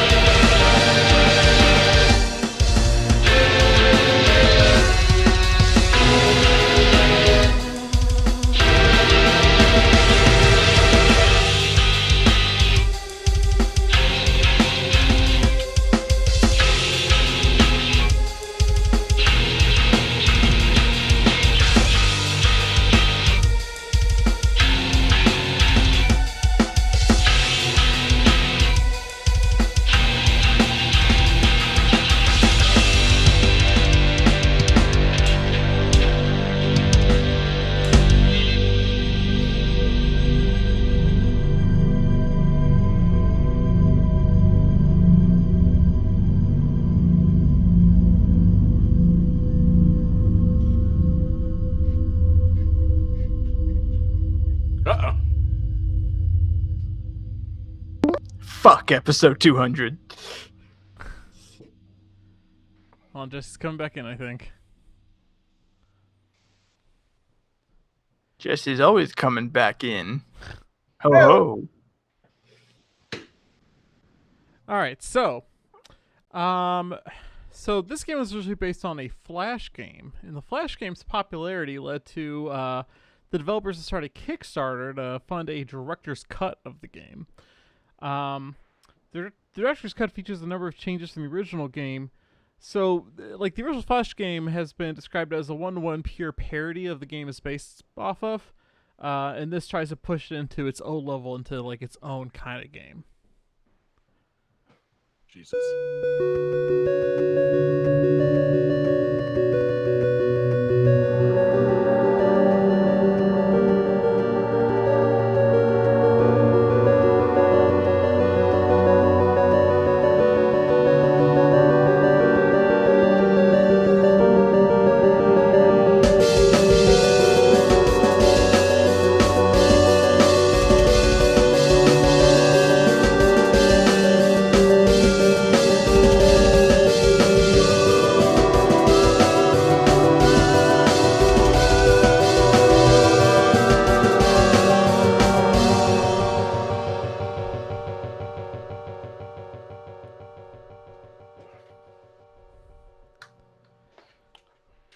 And holy shit! Did I miss the whole last song? Yeah, it was pretty quick. Do you need any more trivia, or are you guys good? I mean, I'll does that take even more trivia. Count as trivia? It's I'm great. The original game was a parody, and the title's definitely a homonym of the original game. Like, it sounds exactly the same. Cool. I'm wrong. All right, let's see some answers. Man, it would have been funny if your extra trivia was a lightning round. Let's see. John says time paradox incorrect. David says D&E kick incorrect. And dive kick. And Jesse says F-Zero GX incorrect. This is organ trail, as in organs from bodies, organs. The parody of the Apple II classic Organ Trail Fuck that. But zombies. Johnny, what is wrong with you, man? Are you fucking high or something? Why would you pick this? Hey, John Regan. Doug Benson here to say congrats on recording the 200th episode of Game That Tune this week. And in honor of that, I'm going to do this bong rip. What the fuck, John?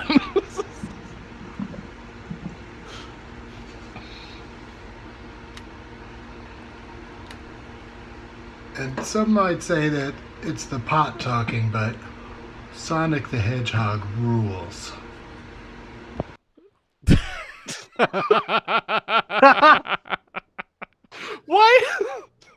Why did you choose Doug Benson, John? It's perfect. Is it bad that I had to search, like, who is Doug Benson? Oh, come on, David. You don't watch Best Week Ever 12 years ago? Oh my God, was Best Week Ever 12 years ago? I don't know, man. Best Week Ever feels like a different lifetime. So, Johnny, wow. Wow, thank you so much, Doug Benson, for those kind words about John Regan and Sonic the Hedgehog. I can't believe that we have so many fantastic patrons over there. I was going to say, I shouldn't shit on Doug Benson considering he's a patron of our show. Yeah, I mean, yeah, if it weren't for our patrons, we wouldn't have these fantastic messages on tonight's show. Wow, Doug Benson, comedian of note, loves Sonic the Hedgehog, loves John Regan, loves pot. Johnny, what the fuck is this game? What is going on? Seriously, this is episode 200. What are you doing, man? It's actually a pretty great game because it's in the style of the original Oregon Trail, but it's a zombie themed game as you try to get across the country running from zombies. You got some pretty interesting boss fights, like there's a stage where a ton of zombie deer chase after you and you have to dodge them in your car. Like instead of driving a wagon across the country, you're driving a station wagon across the country. It's really pretty good, and the soundtrack is really great. I really dig the soundtrack, especially those boss battle music. That's pretty good, and it's got tons of things. Like in the original Oregon Trail, you could go hunting for deer and things like that, and they have a similar game where bandits will kidnap one of your people in your crew, and you have to try to shoot them and not hit your partner that's being kidnapped. Like they're being held hostage, and you have a very narrow window to try to shoot them and not have your partner get kidnapped by a bandit. It's great. I really enjoy it. I have it on Steam. It's quite good. Now wait a minute. Hold on. It wouldn't be Game That Tune if we didn't ask the question, John. It's great and you highly enjoy it. Have you actually played this game, John? Yes. Whoa! I have not beaten it. Johnny, give yourself a my man. My man.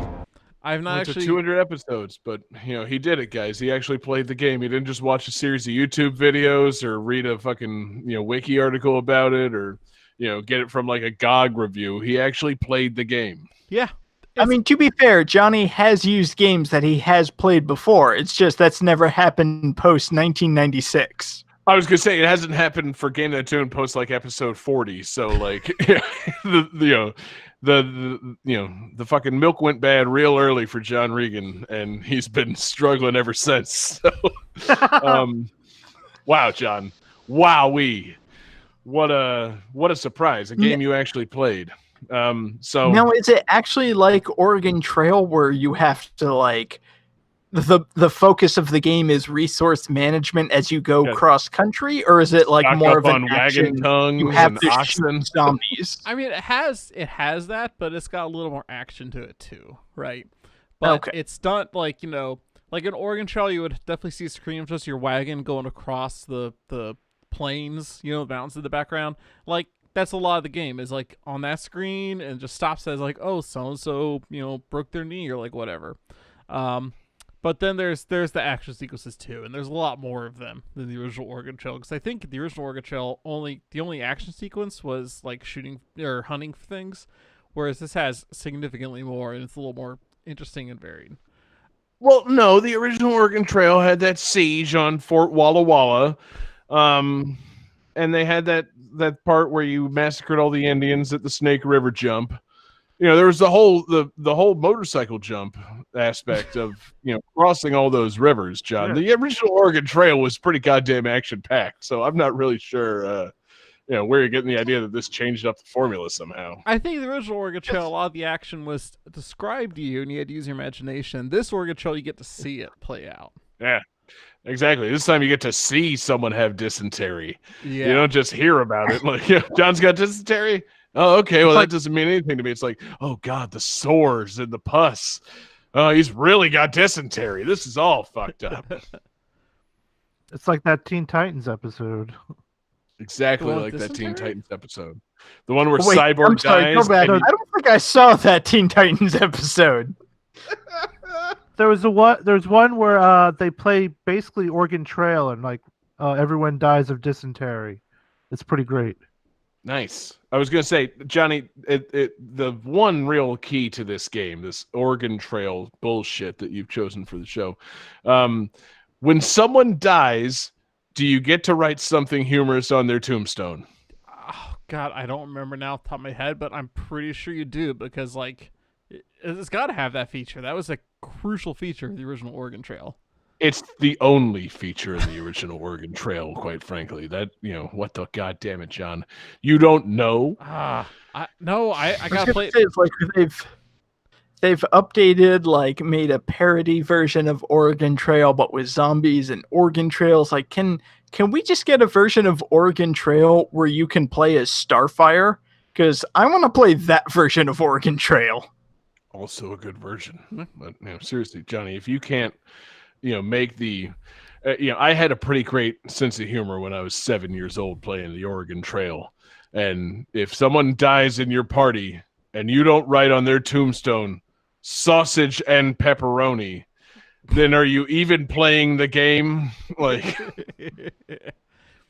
You have to be able to do that. The best part was, of the original Oregon Trail is you would pop in the floppy in the computer lab, and you Johnny, pass by some. Keep your weird sex things out of this, man. We don't want to talk about popping your floppy on this show. The best part of anything is popping your floppy.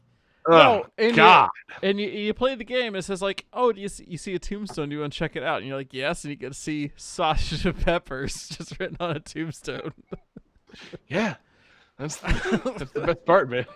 If you were sharing that game with other people, your Apple II kept my fantastic ad-based sense of humor from 1991 going strong, baby. Odell Lake never let you do that. They never said, why the fish was killed. No, you had to play Oregon Trail for that kind of humor.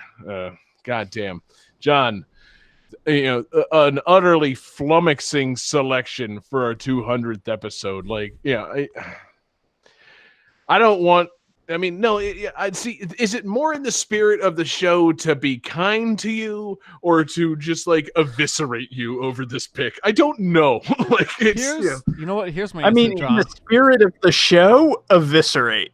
Here's my answer to that question. I love Johnny so much, but this game, John. Lightning round. And then you go and do something like this and totally redeem yourself. I prepared a lightning round. So when I think of zombie games, I think of zombie movies. When I think of zombie movies, I think of horror movies. I've come up with a list of 9 classic movies starring either Boris Karloff or Bela Lugosi. I'm going to go through you guys, and you tell me, did this movie star Boris Karloff or Bela Lugosi? What? I have arrived. Starting with John. All right, John, 1932, The Old Dark House. Karloff or Lugosi? It sounds like a Karloff to me, baby. That is correct. All right, Jesse, 1936. That's a zombie sound. 1936, The Walking Dead. Karloff or Lugosi?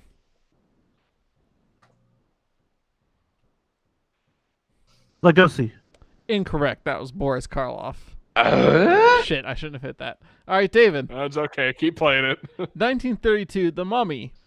Bill Lugosi, Boris Karloff. Oh, Karloff. That was Karloff. All right, John. 1955, Bride of the Monster. Lugosi or Karloff? Lugosi.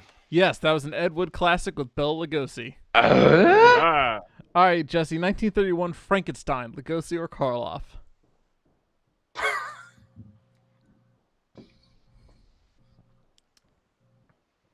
Let's see. Incorrect. 1931, famously by Boris Karloff. Lugosi hated Karloff and would make fun of him for that movie. David, 1931, Dracula. Is there? What's that? Oh, David, 1931, Dracula. Lugosi. Is there a delay when I'm? Oh, there's there's a delay in play. Yeah. All right, we'll try it. I'm And sorry. Johnny is if- also reading things entirely too jump out. fast. All right, Jesse, try refreshing. We'll come Sorry. back to you in a second. David. The question is, who starred in 1931's Dracula? Boris Karloff or Bela Lugosi, correct? Yeah. It's a shot in the dark, but I'm going to say Lugosi. Correct. Wow. All right, John. 1932, White Zombie. Rob Zombie. Incorrect. It was Bela Or Lugosi. Carlo. Oh, damn it. I was going to get it wrong anyway. Now we got Jesse coming back in here. Give that a second. Wouldn't be episode 200 without just a little peppering of technical difficulties. All right, Jesse. 1941, The Invisible Ghost. Karloff. Incorrect. That was Lugosi. All right, David. I 1948, guess Abbott. the delay is still there. Abbott and Costello meet Frankenstein.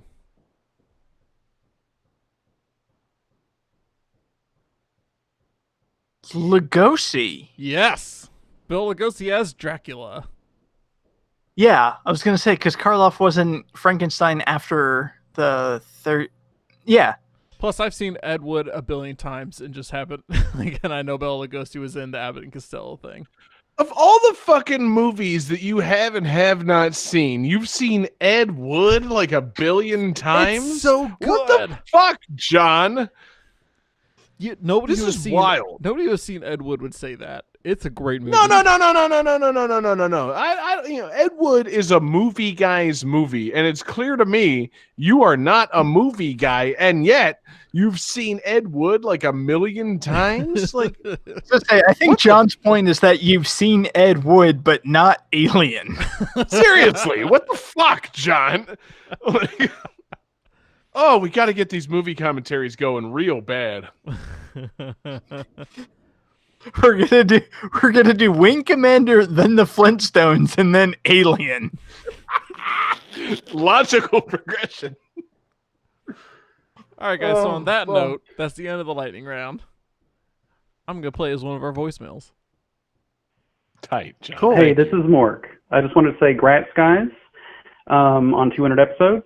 Y'all make something really special. Really appreciate the community that we have. Thanks. Have fun, y'all. Man, thanks, Mork. Holla at your boy. What a nice, concise voicemail, Johnny. Get us out of your game. Let's get into a good game. How about another fan request? Let's throw one in there. Game 5.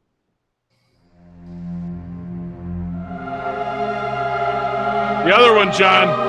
Oh shit, that's right. Sorry, we changed the order mid-show. That fucks me up. 200 episodes, ladies and gentlemen. All right. Thanks, Johnny.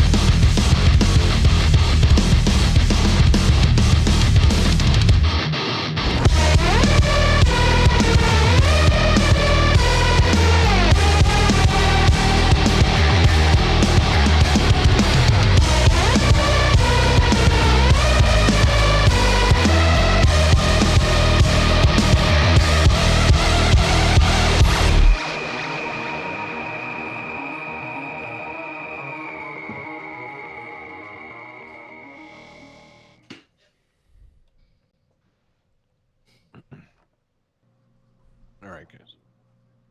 Jesse, it's only 2 songs. Oh yeah. Shit. Yeah, so this game's soundtrack was the subject of criticism upon the release of the collector's edition of the game. Listeners felt that the mixing and compression of the soundtrack were much flatter than the previous game, leading to the game's composer denouncing the soundtrack and pledging to release a new version mixed by himself personally.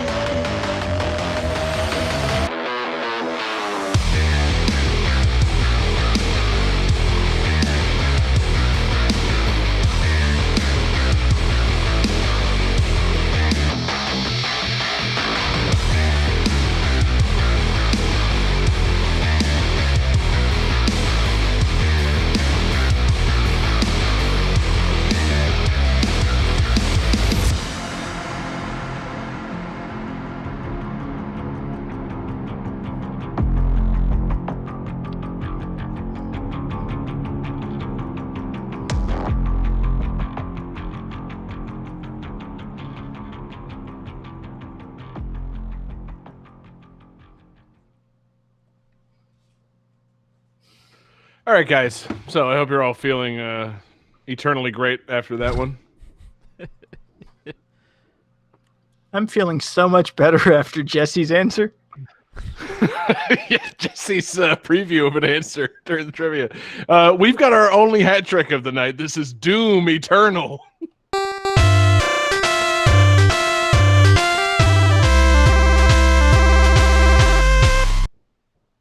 Wow, guys. Wow. Is this our only hat trick? Is this our last game? No, I'm just calling our shot. Okay. I'm trying to be so you don't fucking know, man. I'm not, not bad mouthing Jesse's pick, because he could pick, the most easy softball game possible. But 200 episodes of this show has led me to believe this will be our only hat trick of the night. Thank you to Alex Messenger, who called in his praise of us earlier tonight for this fantastic second fan request, Doom Eternal. What a fucking game. Also, thank you to Alex for providing me the music. he made his request. I was starting to research the music, and I read all this stuff about how Mick Gordon himself hates the mixing of this soundtrack. And then I was also checking our various Discord pages, and Alex was saying like, "Yeah, I got the Doom Eternal soundtrack." I'm like, "Alex, just throw me your 3 favorite Doom songs, and I'm putting them in the show." So thank you to Alex for your contributions this week. And I like the sound of these songs, I got to say, but I was reading about the controversy with this soundtrack, and it's interesting stuff, man. It's a little bit of real nerdy shit, but like it matters. Like, as a guy that edits this podcast every week and fucking looks at the waveforms and decides where we need peaks and valleys to the songs, it's David. What's up? Why is Isabel here? Because she's in Doom. I'm sorry. I was responding to people in the Discord chat who were posting gifs of Isabel and Doom guys. So I just wanted to bring Isabel because we're talking about fucking Doom. Those games came out the same day, didn't they? They did. They did. I probably should have, prepared myself for this episode by looking at all the collaborations, the Animal Crossing Doom crossovers. But no, I only own one of those games, so I chose to ignore that. I just played Animal Crossing and assumed it had nothing to do with Doom, which turns out it doesn't. Surprised. I mean, that's how Isabel stays so calm while working in government. She just like hops over to Doom World and fucks up some demons, and it looks like she's drinking a glass of iced coffee. No, it's a glass of demon blood that she drinks every day. I mean, when I go to those Nook Ticket Islands, it's fucking Doom for every tree or rock on that place because I'm fucking it all up. Yeah, man. The real eternal doom is capitalism. We're going to fucking strip all your resources and sell them to raccoons, baby. Yeah. But yeah. No, I do think the soundtrack thing's interesting. Again, some real nerdy shit. Like, whenever they got the collector's edition of the soundtrack, somebody like took the MP3 or FLAC or whatever, loaded it into a program like Audacity, and we're like, yeah, this just looks like flat, like it's a flat bar. Whereas like the original Doom soundtrack, it looks like chip choppy, and that chip choppy. There's some peaks and valleys. Yeah, please, Jesse, choppy. I've edited nearly 200 episodes of this show. You're right. You're right. Let me tell you something, brother. We chippy the choppy. But yeah, as somebody who has a degree in audio editing, I'd like to jump behind John here and say chip choppy is an appropriate industry term. Yeah, there it is. That's college boy jumping in with his knowledge. But yeah, it just like there's no peaks, there's no valleys, so like every sound that was coming through on this soundtrack was like the same volume, and so it just didn't kind of have like the dynamic sound that people were looking for from a Doom soundtrack or from any soundtrack, quite frankly. Like it was a problem that we actually had. You want a real peek behind the curtains back in the early-ish days of the show. When we were working on stuff, if you download SNES files, the music, like the raw music files, they play a little soft. So like Johnny would pick something for the show and he would run it through like a compression thing, and it would make everything one volume all the way across. And I had to fucking like message him like, dude, stop doing that. Like songs, like they rise and they fall, they crescendo, and then there's soft parts. Like everything that you keep putting on the show, it's all the same volume and it doesn't sound right.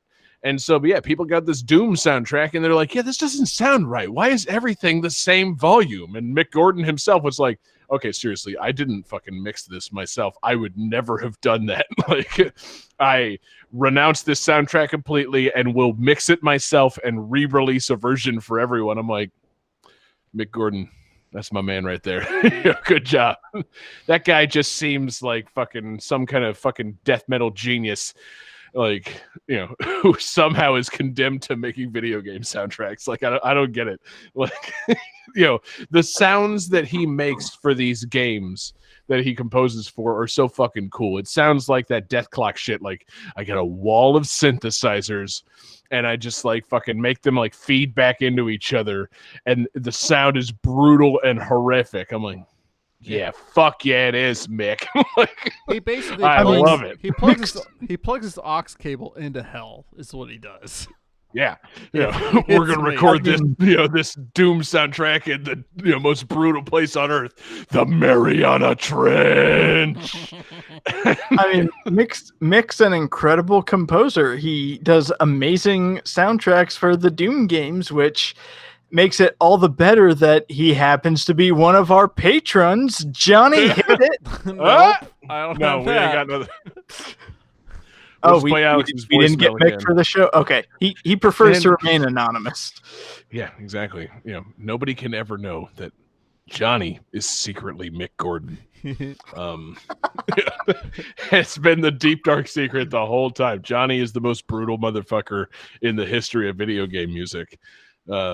He likes his Doom, he likes his ripping and tearing, he likes his killer instincts, and his Sonic the Hedgehogs. Yes.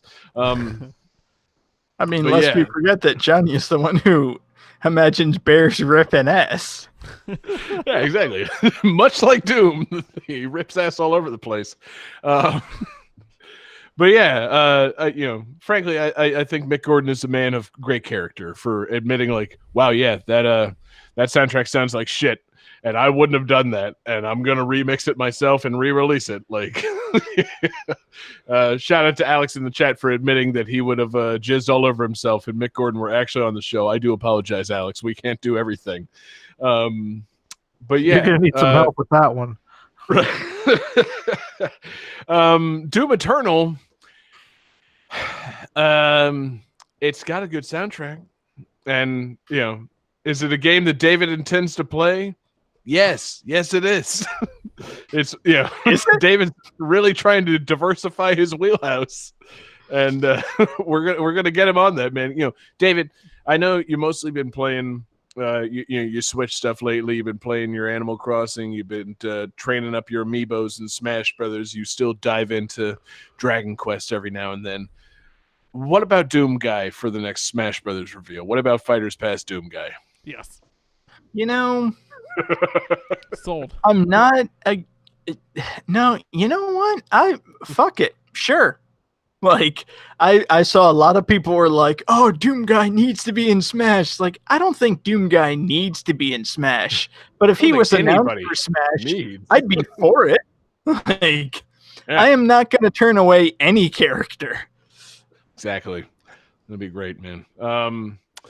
But yeah, I mean, I truly don't know the difference between Doom 2016 and Doom Eternal, besides the fact that they are sequel. Doom Eternal is a sequel to 2016, and it's got some new Mick Gordon music. And there's apparently a bunch of crossover stuff because yes, Doom Eternal came out of the same day as Animal Crossing New Horizons. Sorry, everybody, I've only got time to play one game at a time. I chose New Horizons. But I took the request for Doom Eternal because, yes, it's got the better soundtrack. I admit it. The Animal Crossing New Horizons soundtrack is great, but no, it's no Mick Gordon soundtrack. I wish if I could go to the Plaza on Saturday nights and request KK Mick, I'd request it. But nope, it's not an option. Is that the ultimate reward? If you finish paying off all the extensions on your house, you get the BFG 9000. I'm gonna get so many fucking fish. I love to rip and tear all the weeds out of the ground. Yes, exactly. I rip and tear all the custom patterns all over. Jesse, you made the better one. Animal Crossing, New Horizons, both fantastic. Animal Crossing New Horizons and Doom Eternal, both fantastic. I said that as though I said two distinct titles. I didn't. Wow. It's like, great. So Doom Eternal, Animal Crossing New Horizons, great game. Yeah, I mean, it's really the game I should have chosen this week, but nobody requested it. So it's the only thing I've been playing. If only you were in charge of one of the games on this episode. Yeah. No, David. Hindsight being 2020 and all. Maybe I should have chosen a game I've actually played for the show. But I was consulting with Johnny in the lead up to the show, and it felt like the right time to choose a game I'd never played. But yeah, so Animal Crossing: New Horizons, famously a very deathly game, a lot of doom and gloom and blood and just guts all up in that game, and so that is what leads us to tonight's lightning round. I'm just looking forward to when I can finally get it. Lightning round. Shut I'm up, just David. looking forward to There's when a I can lightning get round enough iron. I have a bit, damn it. Hey. I'm just looking forward to when I can collect enough iron ores to craft the portal to hell. Exactly. That manhole cover, God, when you craft that portal to hell, you know who comes out. Mr. Resetti. Mr. Resetti. Oh my god, that'd be amazing. Mr. Resetti is Doom guy.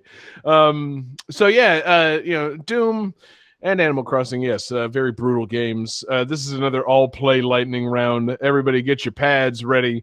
I've got the list of 10 things here. I need you to tell me whether or not this is an item that you can craft in Animal Crossing: New Horizons or a song from the Doom soundtrack. No, I'm kidding. I'm sorry. It's not that entertaining. No. No, it's a Doom lightning round. So, yes, I need you to tell me whether or not what I'd say is a song from the Doom Eternal soundtrack or an album by a death metal band, and death metal band being used very loosely. So, the question is Doom or death metal is the question. So we're gonna everybody get your answers ready, because the first question, blood harvesting.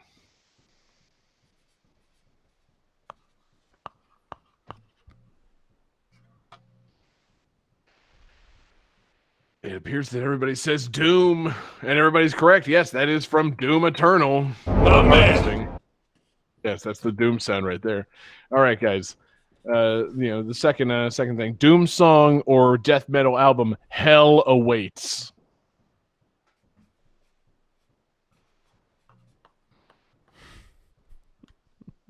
I'm drunk. Jesse says Doom. Johnny says album. David says album. Johnny and David are both correct. That's an album. Hell Awaits is an album by Slayer. My man. Which I know David and Johnny both knew. I love Slayer. Yes. That's my favorite album. Huge Slayer. I knew it. All right, guys. Doom or death metal album, Kill 'Em All. Wait, no.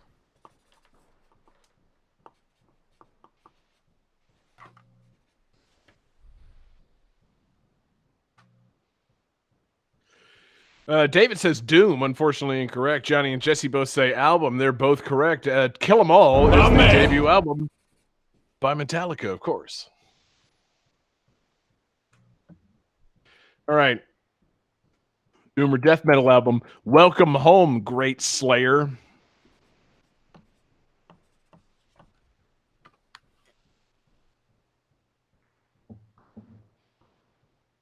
Johnny, you bought us all these writing pads. Where did yours go? It broke. All right, everybody says Doom, and everybody's correct. My man. Hell yeah. All right, Doom or death metal album, Eternal Prophecy. I feel like some of these could be both. Maybe they are, Jesse. Or maybe I did my research and sadly they're not. That's what makes it a lightning round. Johnny says album. David says album. Jesse says Doom. Jesse is correct. That's a song from Doom. My man. All right, guys. Doom or death metal, Power Slave.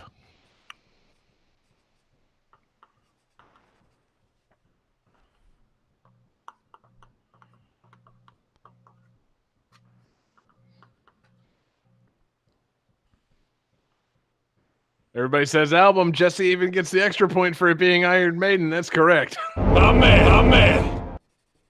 Oh, yeah. Okay, guys. We're doing good on this one. Everybody's kicking ass. The Baron of Hell.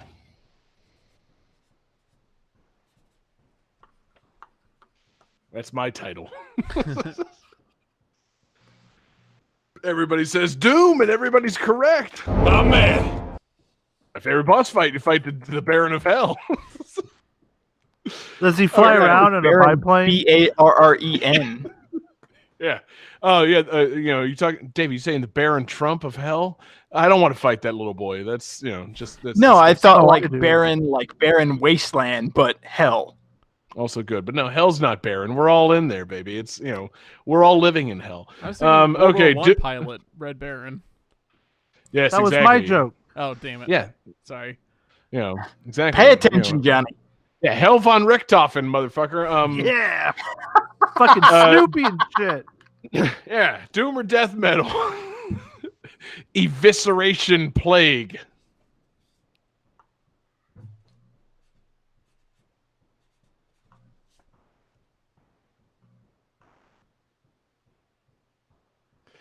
Johnny's saying Death Metal album. I wanted to draw Snoopy. David says Death Metal, and Jesse says Doom. David and Johnny are both correct. Oh, man. Restoration Plague is an album by Cannibal Corpse, of course. Yeah. All right, guys. Blood Oath.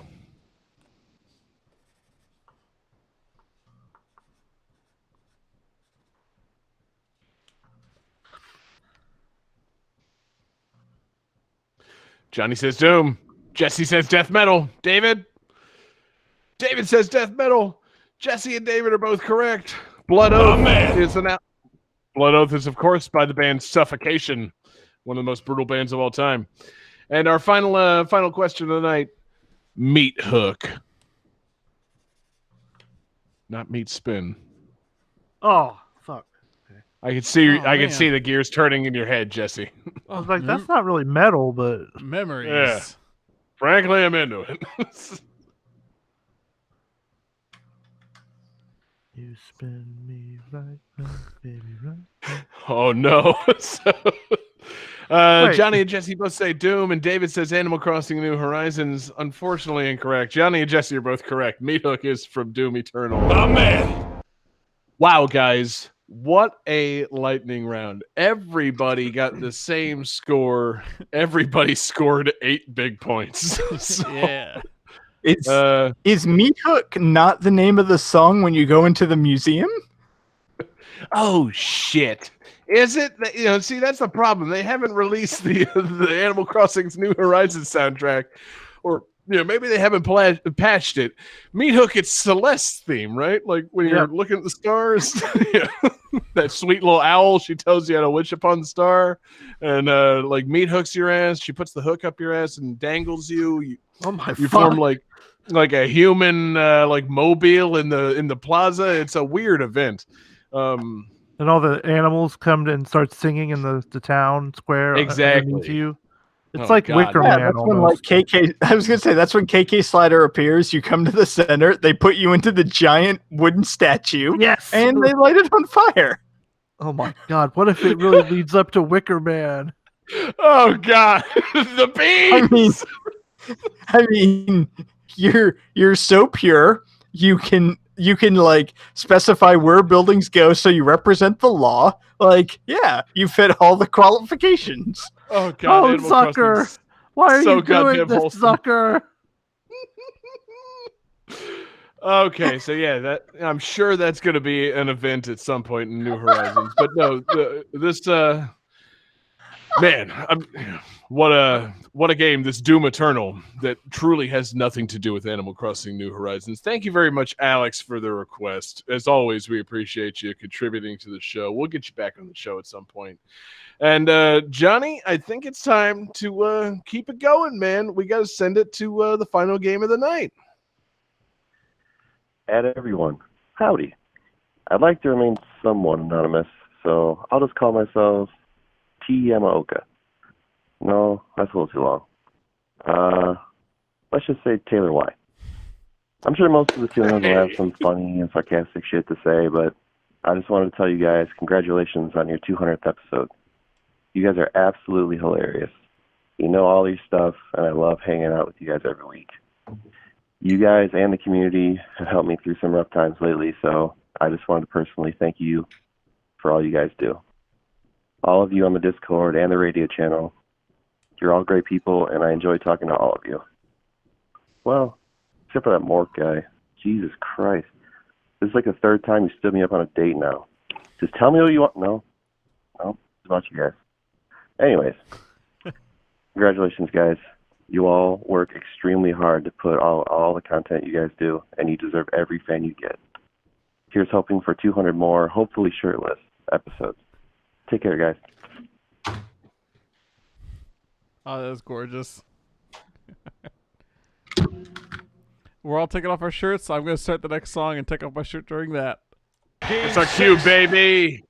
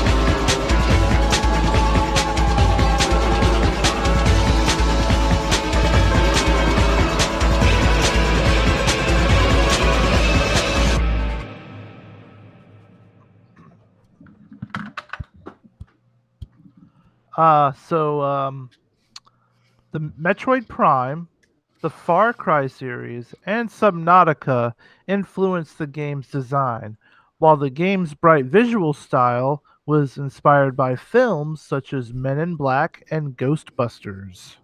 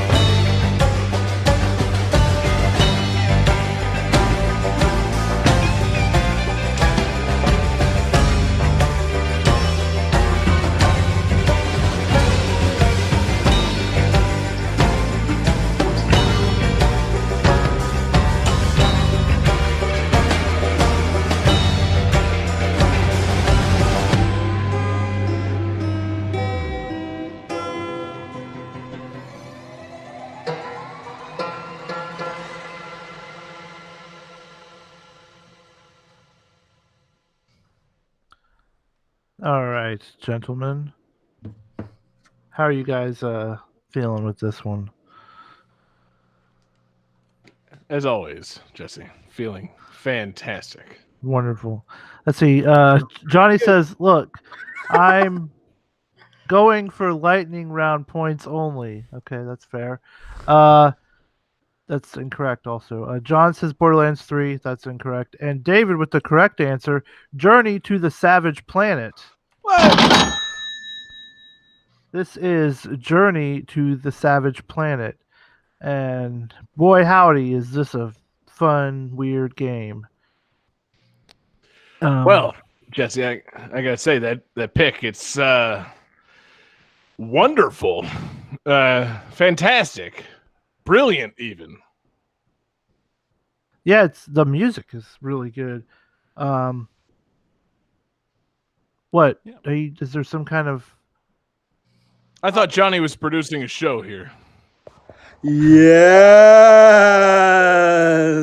I am Broken Matt Hardy, and this extraordinary video broadcast is dedicated to the host of one of the greatest podcasts in the multiverse, yes, and that is you, Jesse Moore, yes, Jesse Moore. First and foremost, I must tell you, I have heard so many absolutely wonderful things about the Game That Tune podcast, yes, and I know this week you are going to be hitting an amazing milestone, yes, you are going to be doing your 200th episode. That is absolutely stupendous, my friend, yes. And I must say, kudos. Yes, that is quite the accomplishment. I congratulate you on reaching that milestone. Yes, 2 centuries worth of podcast. Yes. What a very cool game it is. And I absolutely adore your nickname of Sega Legend. Yes. I want you to know, Jesse, you always have a tag team partner in Broken Matt Hardy. And if anyone ever has an issue with the Sega Legend, I shall sentence them to deletion! Yes! Congratulations on the 200th episode, my friend. May 2020 be your best year in all of space and time. Yeah! That was wow. That was amazing. Truly brilliant. I cannot believe that Broken Matt Hardy is a patron. Is a patron of Game No, you That know Tune. what? It's probably actually Damascus, the Right. essence that's taking over his vessel. See, I've got to check on the Patreon relationship manager, but yes, I believe the official pledge was from Damascus, not from Okay. Broken Matt Hardy. Yeah. It's simply just his vessel. Oh my god, that was incredible. Yeah, good. I feel like you're underselling it, but it's all right, man. It's really hard to be. It's a podcast, so I can't be speechless. But right, that's the problem. Like I had all this stuff I was gonna say about Savage Planet or whatever the fuck, and like fucking. But now, if you just want to explain to Johnny how wrestling works, feel free to do Who's that. Matt Yeah, Hardy? so Yeah. Matt. So first of all, I was gonna say it's like that's badass. I assume. Yeah, someone likes that. So Matt and his brother Jeff, they started out, backyard wrestling when they were kids and stuff, and they joined the WWF eventually, and they had some really great matches with Edge and Christian and the Dudley Boys, tables, ladders, and chairs. Oh my, it was great. But so he's been wrestling since the 90s, and he's recently, the past, I'd say 5 years, reinvented himself into this character called Broken Matt Hardy. And basically this spirit has possessed his body, and the spirits are generally from a long time ago, and this is actually the second spirits that has inhabited his vessel, which is what they call the body. And like in one of the matches, he like looked out into the empty crowd because they have these empty arena matches lately, and he goes, I see Abraham Lincoln's essence is here as well. And so that's pretty great. And he has this weird tone the way he talks, and like Damascus particularly is a very vicious fighter, and like he knows people if they're like old souls. Like he called his brother a spot monkey because all he did was jump off things, and he tries to put people in a lake of reincarnation to fix them. There's a boat named Skarsgård. So that's pretty great. Oh, he's got a fucking drone named Vanguard. Gotta mention Vanguard. And the drone like flies around and does like surveillance for him and stuff. He has a mower of lawns. You gotta watch Chris Jericho cut a promo against Vanguard. It's Chris Jericho arguing with a drone, which is just the essence of how good wrestling can be.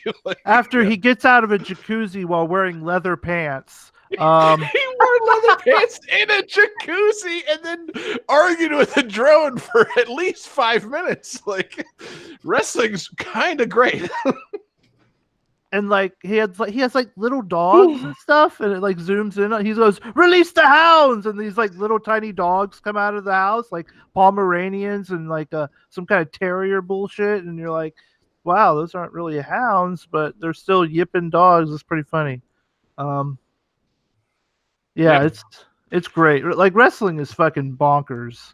And I support all Matt Hardy's Twitter content because when he's not acting broken, he's just like a nice dad from North Carolina with like cute kids who wear cloth diapers. I'm like, all right, yep, I'm into this guy. Cool. Yeah. So anyway, Jesse, so this savage planet, you took a journey to the savage planet and you discovered Damascus. Yes, Matt Hardy was involved in this game somehow. Whatever this is. Not quite. We really can talk strictly about Matt Hardy if you want. It's fine. I mean, this game is really good. It's not broken Matt Hardy good, but not much is. It's a pretty high bar. Does this game have total ownership over its own gimmick? Like that's what I'm asking. Like Matt Hardy, that broken thing is all his. Like Vince couldn't keep it from him. Like Matt Hardy quit WWE and showed up in AEW and immediately was doing his broken thing. Is this game so independent that it's comparable to broken Matt Hardy? I mean, again, like I said, not a whole lot is comparable to Matt Hardy. Like he's reinvented his career over 30 years. Like only a few people come to mind. Like Chris Jericho, he's up there with fucking Matt Hardy. Yeah. But like, I don't know. But this game, it's still. I do want to talk about it. Like I'm still reeling from Matt Hardy. Maybe we'll come back to Matt Hardy to clean it up.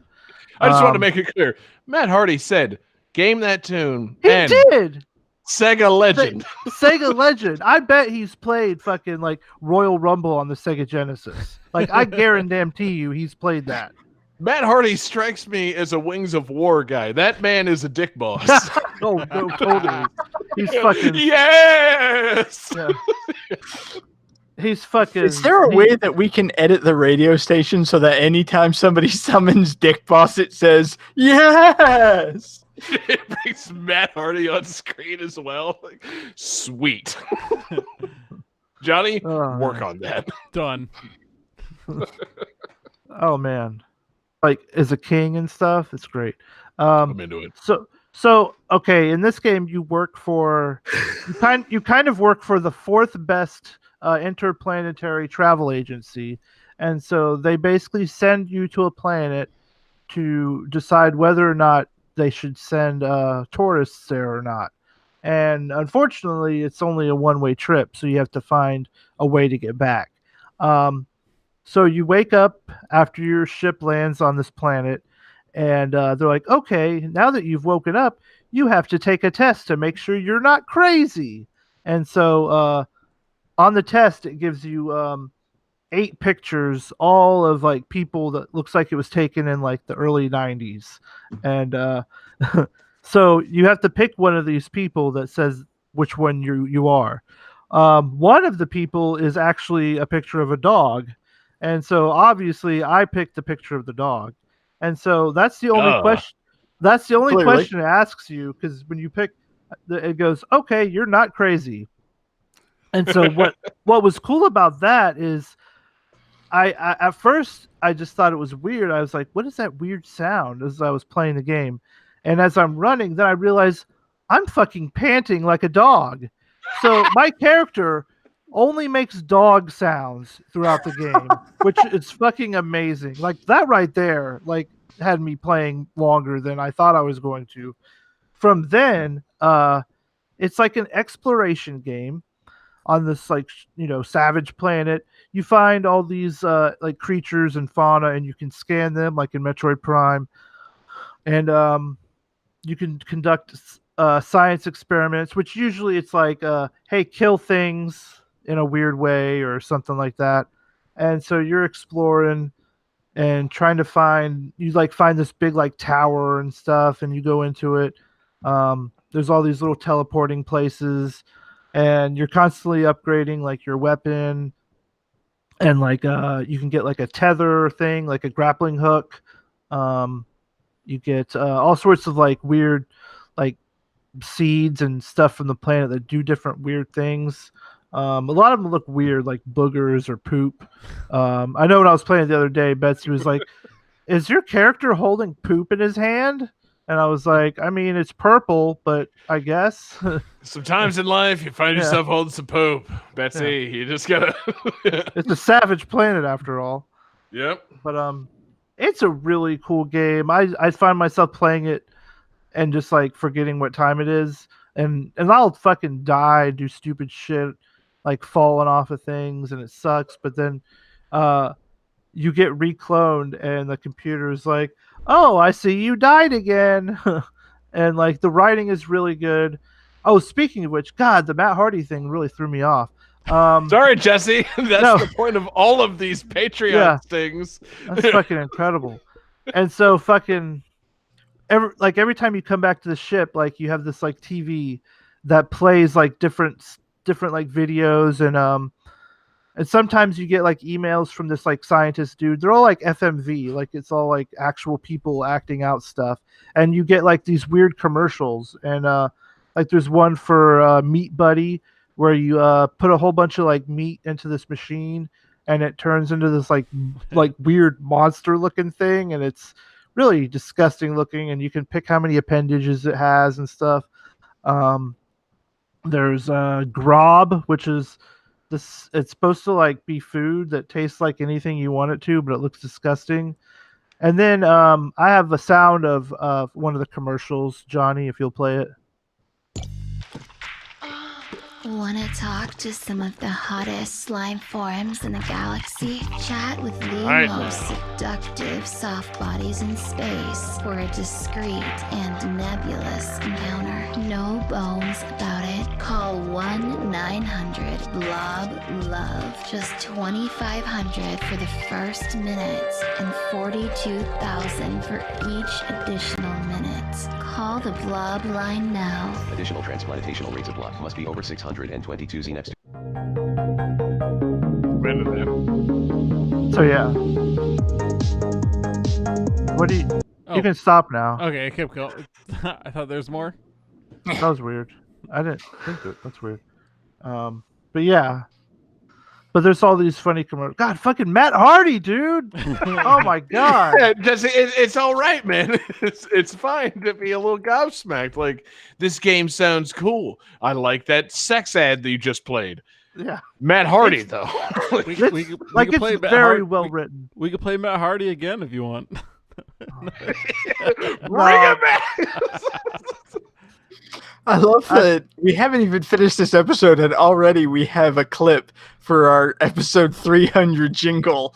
It's like, yeah, this game's pretty cool. That sex act was cool. It's not Matt Hardy.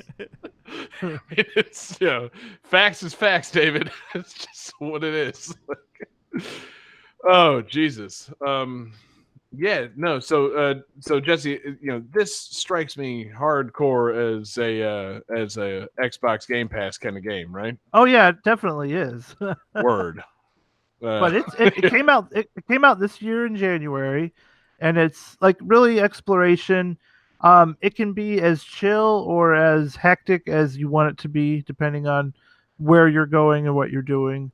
But it really is a very fun game if you're looking for something like that. Exploration, some combat.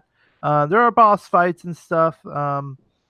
Like you only have one gun, but it upgrades in different ways. Um, Other than that, you're exploring, and there is co-op, which I haven't tried yet, but I think Alex has it, so I might have to get on some co-op with him.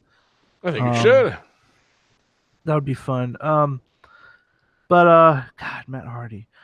I do have. I wanted to express one of my favorite moments of GGT these past 100 episodes, and I think our last August Absurdity was just the best. Like the whole thing, we had a freaking running storyline that was really good. We took advantage of what we thought was going to be, some like I think David had something he had to do, and it was kind of, going to screw up the schedule. But we worked it into a cool storyline. He got hit by did a our car. best. Like we really like Stone Cold says, we turned chicken shit into chicken salad. We attempted to include a Jim's Infinity Gauntlet and a Money in the Bank briefcase. I know. Through Patreon. Like, I don't know what you're talking about. I don't know what you're talking about making stuff up for a storyline. That car hurt when I got struck by it in the parking garage at the GTT office building. The GTT Performance Center. David was walking in and just got hit by a car. Oh God! It was so good. But we've done 200 episodes, right? Like, and we do video. Like, this is a live show. It's essentially a TV show, and we've done 200 episodes. Not a lot That's of enough TV for shows. syndication, really. Yeah, not a lot of TV shows have done 200 episodes. Yeah, take that, Ally McBeal. So I made a lightning round. Lightning round. All right, so for this lightning round, I'm going to name a TV show, and you tell me if there's 200 episodes or less. Take that, Ally One more. McBeal. Yeah. All right. John, Dragon Ball Z. Next time on Dragon Ball Z, there has to be Don't give well him any- over 200 episodes of Dragon Ball Z. That is correct. There's 291. I knew it. Johnny, give us a 200 sound. Friends. Perfect.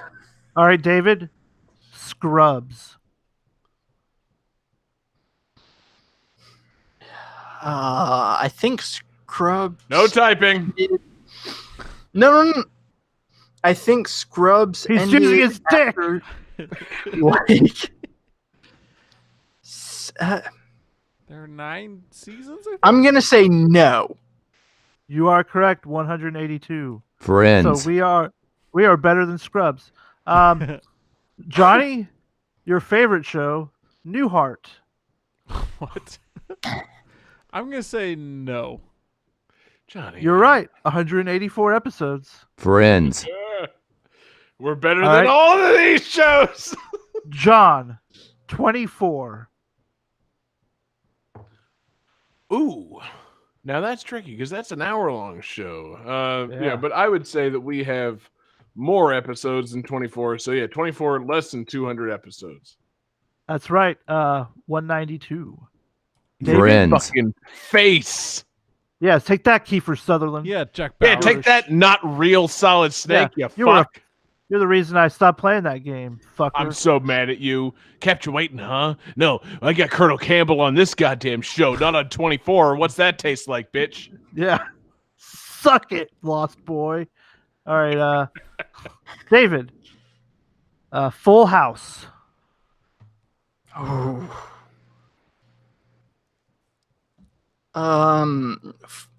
Full House went into syndication. I know syndication is like after 130 episodes or something like that, I think. So I'm going to say no. Correct. 192. Friends. Oh. All right, Johnny. Another one of your favorites. Night Court. Oh, I love fucking Night Court, but there's no way it had 200 episodes. No way. 193. Correct. Friends. So, hey, Johnny, I don't know if you're doing a bit, but legitimately, I love Night Court. That's like one of my favorite shows. Bros, let's do some Night Court commentaries. Who's with me? Hell yes, I have the DVDs. You're not supposed to admit that shit on air, David. I think you're on a list serious. now. I fucking love Night Court. Oh no. John. Matlock. Long running series, Matlock. Matlock ain't no Perry Mason though, man. I gotta say less than 200 episodes. 195. Oh, Friends. yeah! David. Take that. Who's the boss? I feel like Who's the Boss definitely had less than 200 episodes. 196. Friends. Yeah. Holy shit, that's way more episodes of Who's the Boss than I would have guessed. I know. I was like, what? I'm pretty sure Holy the answer to Who's the Boss is Angela. Yeah. All right, we all watched Community, John. Get your dick off the screen. All right, Johnny.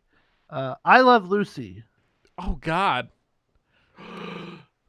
Does that include, because like there's I Love Lucy, and then there's like the Lucy and Ricky show? Love Lucy. I Love Lucy. Okay, just I Love Lucy? No way. No way it's over 200. Yes. 181. Yeah. Friends. Good job. John. That sound still makes me laugh. Happy Days.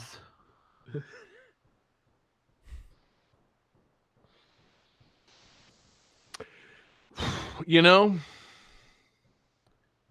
I feel like we jumped the shark a long time ago, which would lead me to believe that Happy Days had to have jumped the shark even longer ago. So I'm going with Happy Days less than 200 episodes. 255. No way! Hey! You fucked me good, Jesse. You fucked me real good. David. That's the Fonz's other catchphrase. You fucked me good. Yeah, you fucked me real good. God, I'm trying to think of some of their names. Potts? No, not Potsy. That was something else, wasn't it? Ralph Malph. Ralph Malph. No, Ralph Got Malph. all got double anal all the time. I know Pat Morita was on it. And Al. Ugh. Oh, yeah. Tom Selleck. All right. No, that's not right. Shit. What? What? Tom Bosley is who I'm thinking of. Not Tom Selleck. You motherfucker. Tom Selleck?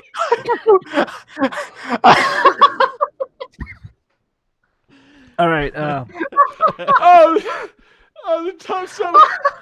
Is it Tom Bosley? Ted Bosley? Tom Bosley, right? To mistake Tom Bosley with Tom Selleck. It's a very easy mistake to make. Episode 300 free play.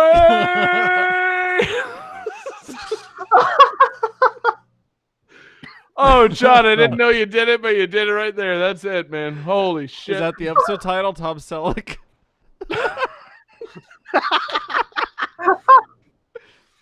Nothing else. No like additionals. Just Tom Selleck. Episode 200. Tom Selleck. Wow, they really got a focus from this one. He's a patron? Yeah, did you get a cameo from Tom Selleck? Was that the clue? No way. All right. Oh, man. David. Becker. David's dead. Oh, God. My sides hurt. Oh God. He's trying to dodge the question, man. David loves Becker. I'm sorry. What was it? Becker. No. Less than 200. 129. Johnny. Star Trek, the original series. Oh, way less than 200. Yeah, only 80. Son of a bitch. Friends. John. Hey, wait. I didn't get a Friends. Yeah, you didn't Friends. get one. Okay. Right. John. Frasier.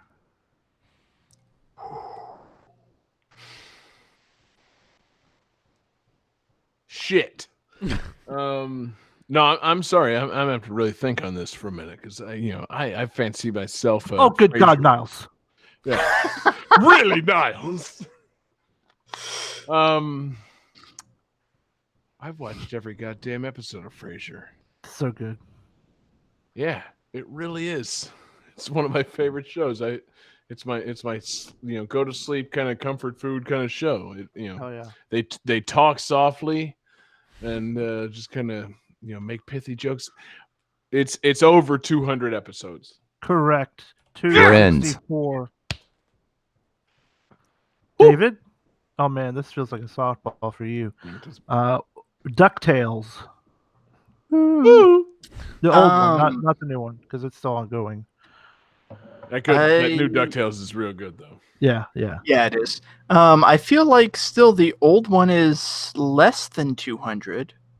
Correct, 100. Friends. All right, Johnny. Woo! Another easy one for you. Rurouni Kenshin.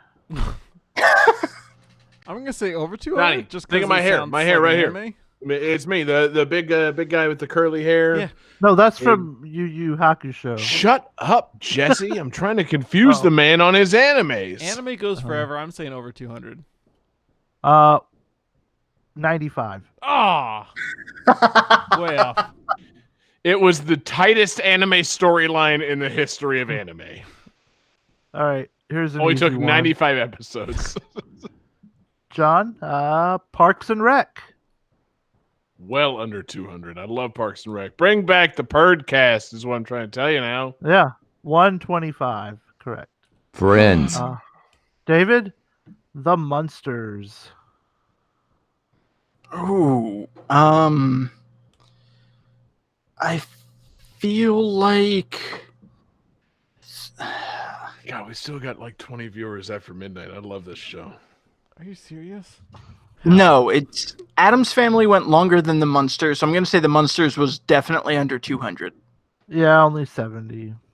Love that. Friends. 70 episodes of the Munsters. Wow, I feel like I spent a lifetime watching that show. I love that show. All right, and the final question for Johnny, one that he probably actually does know. Seinfeld. 9 seasons.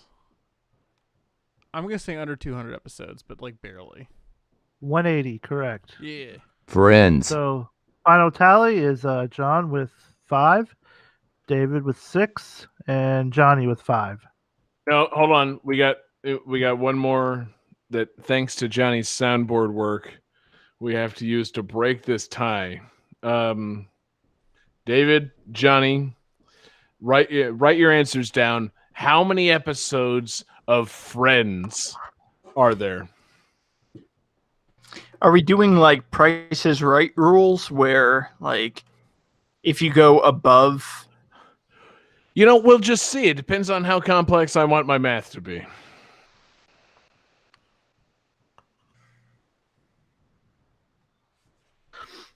All right, I have an answer written down. Jesse's jumping in. He's cashing in the Friends money in the bank. Johnny, fuck you. Johnny says 69. It's not that nice. Jesse says 269. Very nice. But David has the closest without going over Price is Right rules. He says 220. No, there were 236 episodes of Friends. Friends. Thank you. God, how much better would Friends have been if they replaced Ross with Goldman after like season 1. Like just, a hard recast. Just get How much better would Friends have been if instead of the opening theme, it was just that repeated for 35 seconds? How much better would Friends have been if With Matt Hardy. instead of Friends, it was House of the Dead? Is what I'm trying to tell you now. Like it just, instead of a sitcom where everybody sits around a coffee shop and makes gay jokes, it's a sitcom where everybody's trying to kill zombies and Goldman's in the mix. I'm just trying to, spitball Guys, hear me here. out. Friends, but with Tom Selleck. See, now that's a real hard sell, John. That's Wait. maybe the winner. Actually, that happened. Wasn't Yeah, I Tom was about to Selleck say. on Friends? Yeah, he was. yeah. He was dated Monica's Monica for, like, a boyfriend long for a time. while. Yeah. I can't corroborate those stories. I just used know to that- watch Friends because it came on before Seinfeld. Oh, well. Anyway, fuck Friends is what I'm trying to say now. Hell And- yeah. Yeah. Johnny, I think we have to do it, man. I think we've reached the summit. We've reached for that summit of episode 200, and we're there. We're at the goddamn tip of the mountain. It's time to start the calculating computer and see who's won tonight's episode. Calculating computer activated. You hear that like balloons, rubbing sound? Like. Oops. Scoring complete. This game's winner is David Fleming. Yep, it makes sense. As Patreon superfan Colin Mockery pointed out earlier in the episode, the points truly do not matter. And what a show, what an appearance by David. Congratulations, David. You're great. You did it. You won episode 200 of Game That Tune, much like almost every August Absurdity tournament prior to this, and many more episodes of Game That Tune. So I'm proud of you, man. It really means a lot to me that you're such a fantastic competitor here on Game That Tune. I mean, you're only as good as the competition you face. So I can only be good because the three of you are so good. David, you make a valid point. You know who else the makes show- a valid point? If you Hi, say David. It's Christina V. And Oh, come I was on, David informed gets that two? You are hosting your 200th podcast this week. That is incredible. fucking hot. Congratulations on the huge achievement. Not many people can follow through like you did. So congratulations. I hope that it's a successful podcast. Me and your friends are thinking about you and wishing you all the best during this time of social distancing. All right. Take care. Red to go. Bye. Wow, David. You're so great at Game That Tune that you get 2 Patreon shout-outs specifically for you. I cannot believe that we have the gorgeous and talented Christina V as a patron. She, truly fantastic. I mean, it's amazing luck that I happened to choose a game that she acted in. Like, that is a remarkable coincidence. Yes, truly is. Wow. The funny thing is, it was a remarkable coincidence because I didn't know that was coming. No, David. You close that goddamn curtain, motherfucker. We planned all this show and this entire podcast. It's a tightly choreographed, well-oiled machine. We know everything we're gonna do from minute to minute, and so That is a lie, and you know it. David, that's the thing. Normally at the end of a show, I ask you for a theme for the next episode. But however, this episode was so crushingly fantastic, our 200th episode, that I can't ask you that question, David.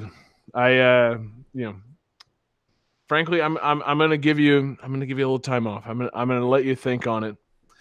I'm gonna let you talk with our fans. I'm gonna let you, just kind of simmer in it, soak in it, turn yourself into a nice little, David soup over it. I'm gonna add a little soy sauce, a little mirin, some noodles, some diced up onions, a little pork belly, fried egg. I'll make a nice David ramen on this time of thinking about David. David thinking about a new theme. And, where are you going? I'm really, really goddamn hungry. I want to make a bowl of soup. That's what I'm trying to say. The point is, David, I'm going to give us all some time to really think on your next theme. I want you to think on your sins. No, think on 200 episodes of this show and come up with a fantastic new theme for our next episode. We're here.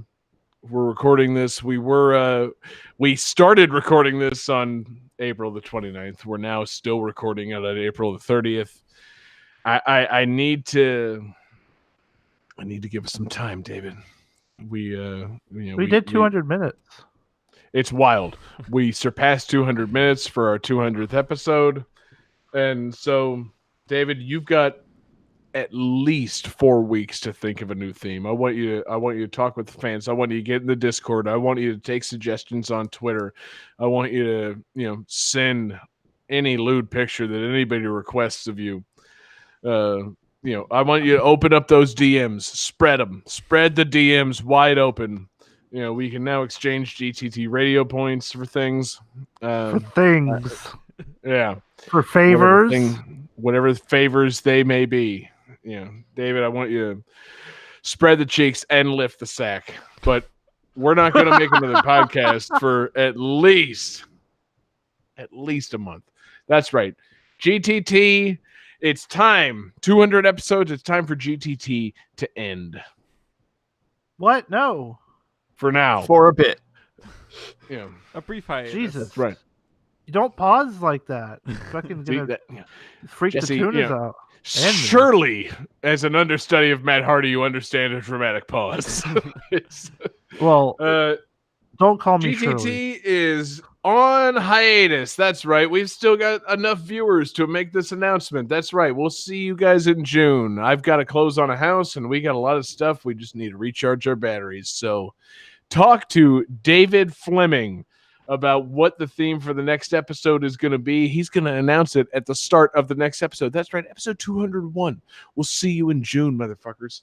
It's going to be a fantastic episode. I'm going to announce a theme before we start recording the next episode. Oh, no, you're not. Not tonight, you're not, motherfucker. I hope my game lines up with it. I hope you pick a theme that ties into your next theme, or pick a bonus song that ties into the next theme. It's like I'm not choosing a theme tonight, but I'm going to choose it before we start recording the next time. See, I like it, man. After 200 episodes, yes, that's the kind of planning and strategizing that we need to make a fantastic episode. So thank you, David. Truly the captain of the show. You're gonna guide the ship for the next 200 episodes. But yes. Thank you everybody so much for listening and watching along with us. What a 200 episodes it's been, and yes, we're taking a brief hiatus. It's primarily motivated by me. I've got moving and packing to do. I've got internet connections to disconnect, reconnect, and figure out where my computer goes in my new house. And rather than really crunch ourselves to try and record a new episode between a new house, an old house, and every other place, I realized we could just take a little bit of time off. So we're still going to try and give you guys some great content in the coming month. We're going to try to do some GTT gems. We're going to try and do a movie commentary and maybe a Jackbox night. But Game That Tune, we'll see you guys in June, the only hiatus that we've ever announced for this show. But we appreciate everybody for watching along live with us. We're live every Wednesday night. We're live on YouTube, Facebook, and Twitch. Search for Game That Tune. We're in your podcast device. Find us in your podcast device. Give us a rating, review, subscribe, whatever it takes to drive us up the charts. we should be in the top 10 in pretty much every category. We cover everything on this show, and quite frankly, we should be in the top 10 podcasts. We're coming for you, Joe Rogan. So yes, subscribe to our podcast, rate, review, and tell your friends. Get us up those charts. Special thanks to everybody checking out patreon.com/GameThatTune. It's the home for our awesome exclusives. We've got Covered Up. We've got GTZ Gems, where we take a look back at music from 30, 20, and 10 years ago. We've got occasional mixtapes. We've got occasional bonus recordings, like the alternate timeline versions of our April Fool's episode. We've got the movie commentaries that we're working on that are going to come to Patreon first. We got to do the Flintstones movie and whatever the other movies that we said we were going to do. We've got so many things in the works. And so, we really want to thank our patrons. You guys really make it all possible. You make our 24/7 live stream possible. You make everything that we do possible. We really do greatly appreciate the support. Special thanks to our super fan tier producers: Alex Messenger, Lance Revere, Damian Beckles, Bradford Stevens, Daniel Parkey, Chrono, Dominic Guy, Kellyanne, Taylor Y, Sam L, Colin Mockery, XX Matt Hardy, XX, Doug Benson, at V underscore Christina V, at Colonel Roy Campbell, Lolly Lule Low. Am I forgetting anybody? I feel like we covered everybody. Yeah, we're good. Thank you all so much for the support, and we greatly appreciate it, and I hope you will continue supporting Game That Tune, even in this briefest of hiatuses. How do you pluralize hiatus? Anyway, Hiatus? Thanks for yes, exactly. Thank you for supporting us during our hiatus. Hayachi. Yes, exactly. Hitachi. Thank you for our request. Patreon money is for. David needs to masturbate. Again, onlyfans.com/DFD Fleming. Thank you for our fantastic requests. Thank you to Alex Messenger and to Muddle Madness, aka Daniel Parkey, for his requests. You can hit us up in our Discord with your requests. You can hit us up gamethattune@gmail.com, or you can find us on Twitter at gamethattune, or you can find us individually on Twitter. I am there at jgangsta187. You can find John Regan on Twitter at JP Regan JR. You can find Jesse Moore on Twitter at Sega_legend. And you can find, as always, this week's winner. We're tired of saying it. David Fleming on Twitter at DFD Fleming. Before we close out with bonus music, because a lot of people in the Discord were talking about, like, are you leaving? It's like, no, we're still going to be doing stuff, updating like Patreon, the radio station. And I do want to mention that I have mentioned a lot of times that I've been having fun with my Amiibo and Smash Brothers. So during this month hiatus, we're going to have a little tournament. So check out youtube.com/GameThatTune, because those videos will get uploaded fairly soon. So that'll be fun. Hell yes.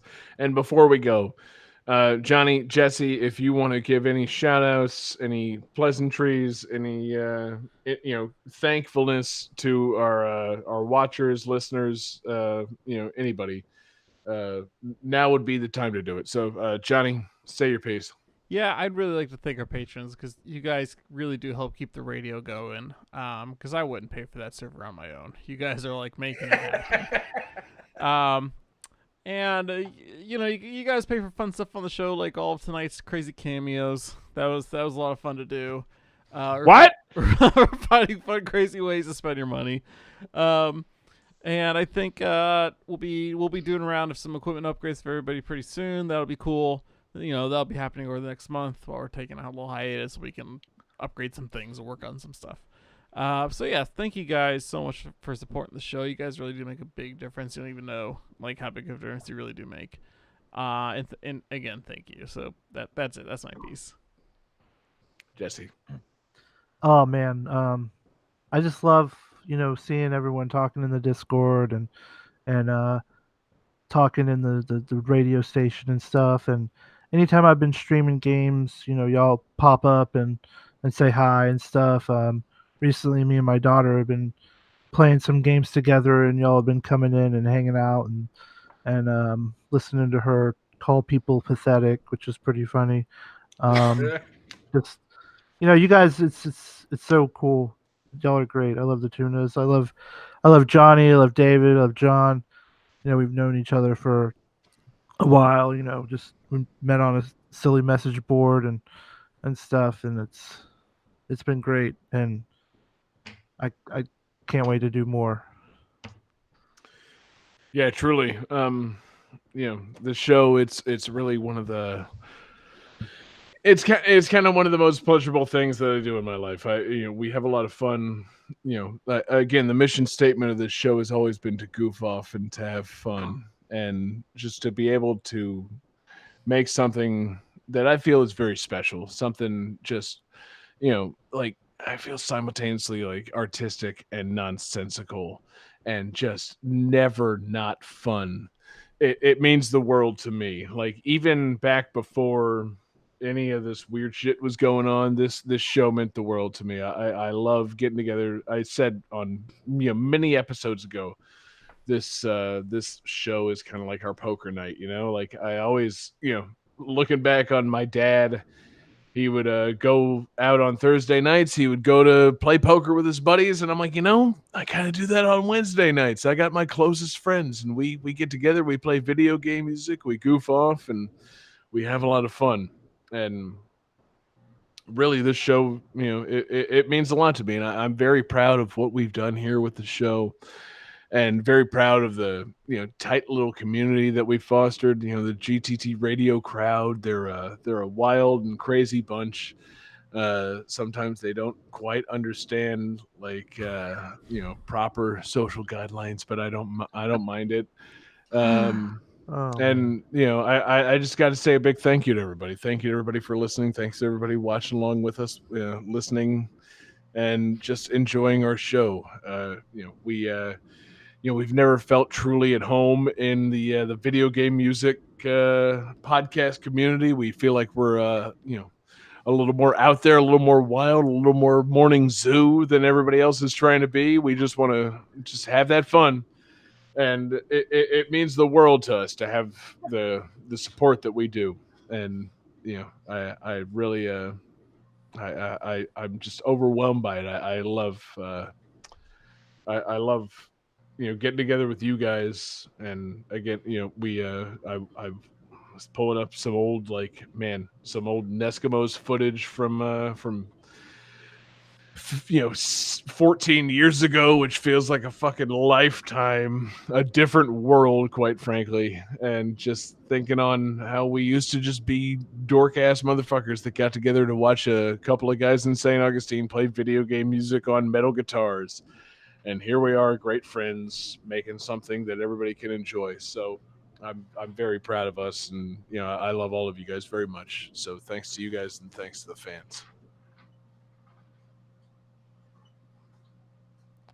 All right, David. So what's your So bonus? my bonus song. Fuck all y'all motherfuckers. No, so I guess I'm gonna close out the show, and I don't know what I could say that could, top everything that John said. That was really, Don't try for it, baby. Let Colin Mockery speak for you. Hit it, Johnny. I was gonna say that was really, fucking Colin Mockery. No, that was really sincere and beautiful, and I echo everything that John said, as well as Johnny and Jesse. I mean, I think we all speak towards the same thing, where our fans are amazing, and the fact that we have fans is amazing, because this all started as four old friends just goofing off, and other people liked it, and it's a wonderful thing, and it's incredible that y'all have supported us, and we really appreciate that. And yeah, the show is incredible and amazing, and I'm super grateful to have this. Well, that means it's time, man. It's time to end episode 200 with David's bonus tune. So, David, tell us what you're taking us home with tonight, man. So, closing out with bonus music, it's my choice, and it's episode 200 of Game That Tune. But let's be real, it wouldn't be me, and it wouldn't be Game That Tune if we weren't closing out with That First Town from Kid Icarus Uprising. Johnny, hit it.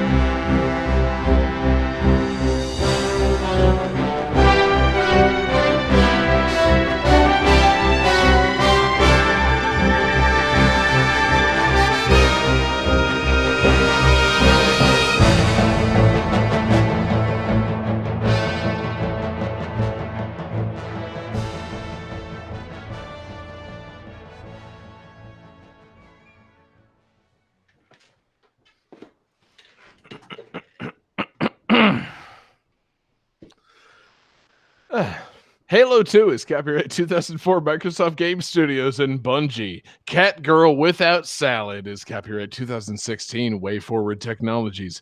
Trials of Mana is copyright 2020 Square Enix. Oregon Trail is copyright 2015 The Men Who Wear Many Hats. Doom Eternal is copyright 2020 id Software and Bethesda Softworks. Journey to the Savage Planet is copyright 2020 Typhoon Studios and 505 Games.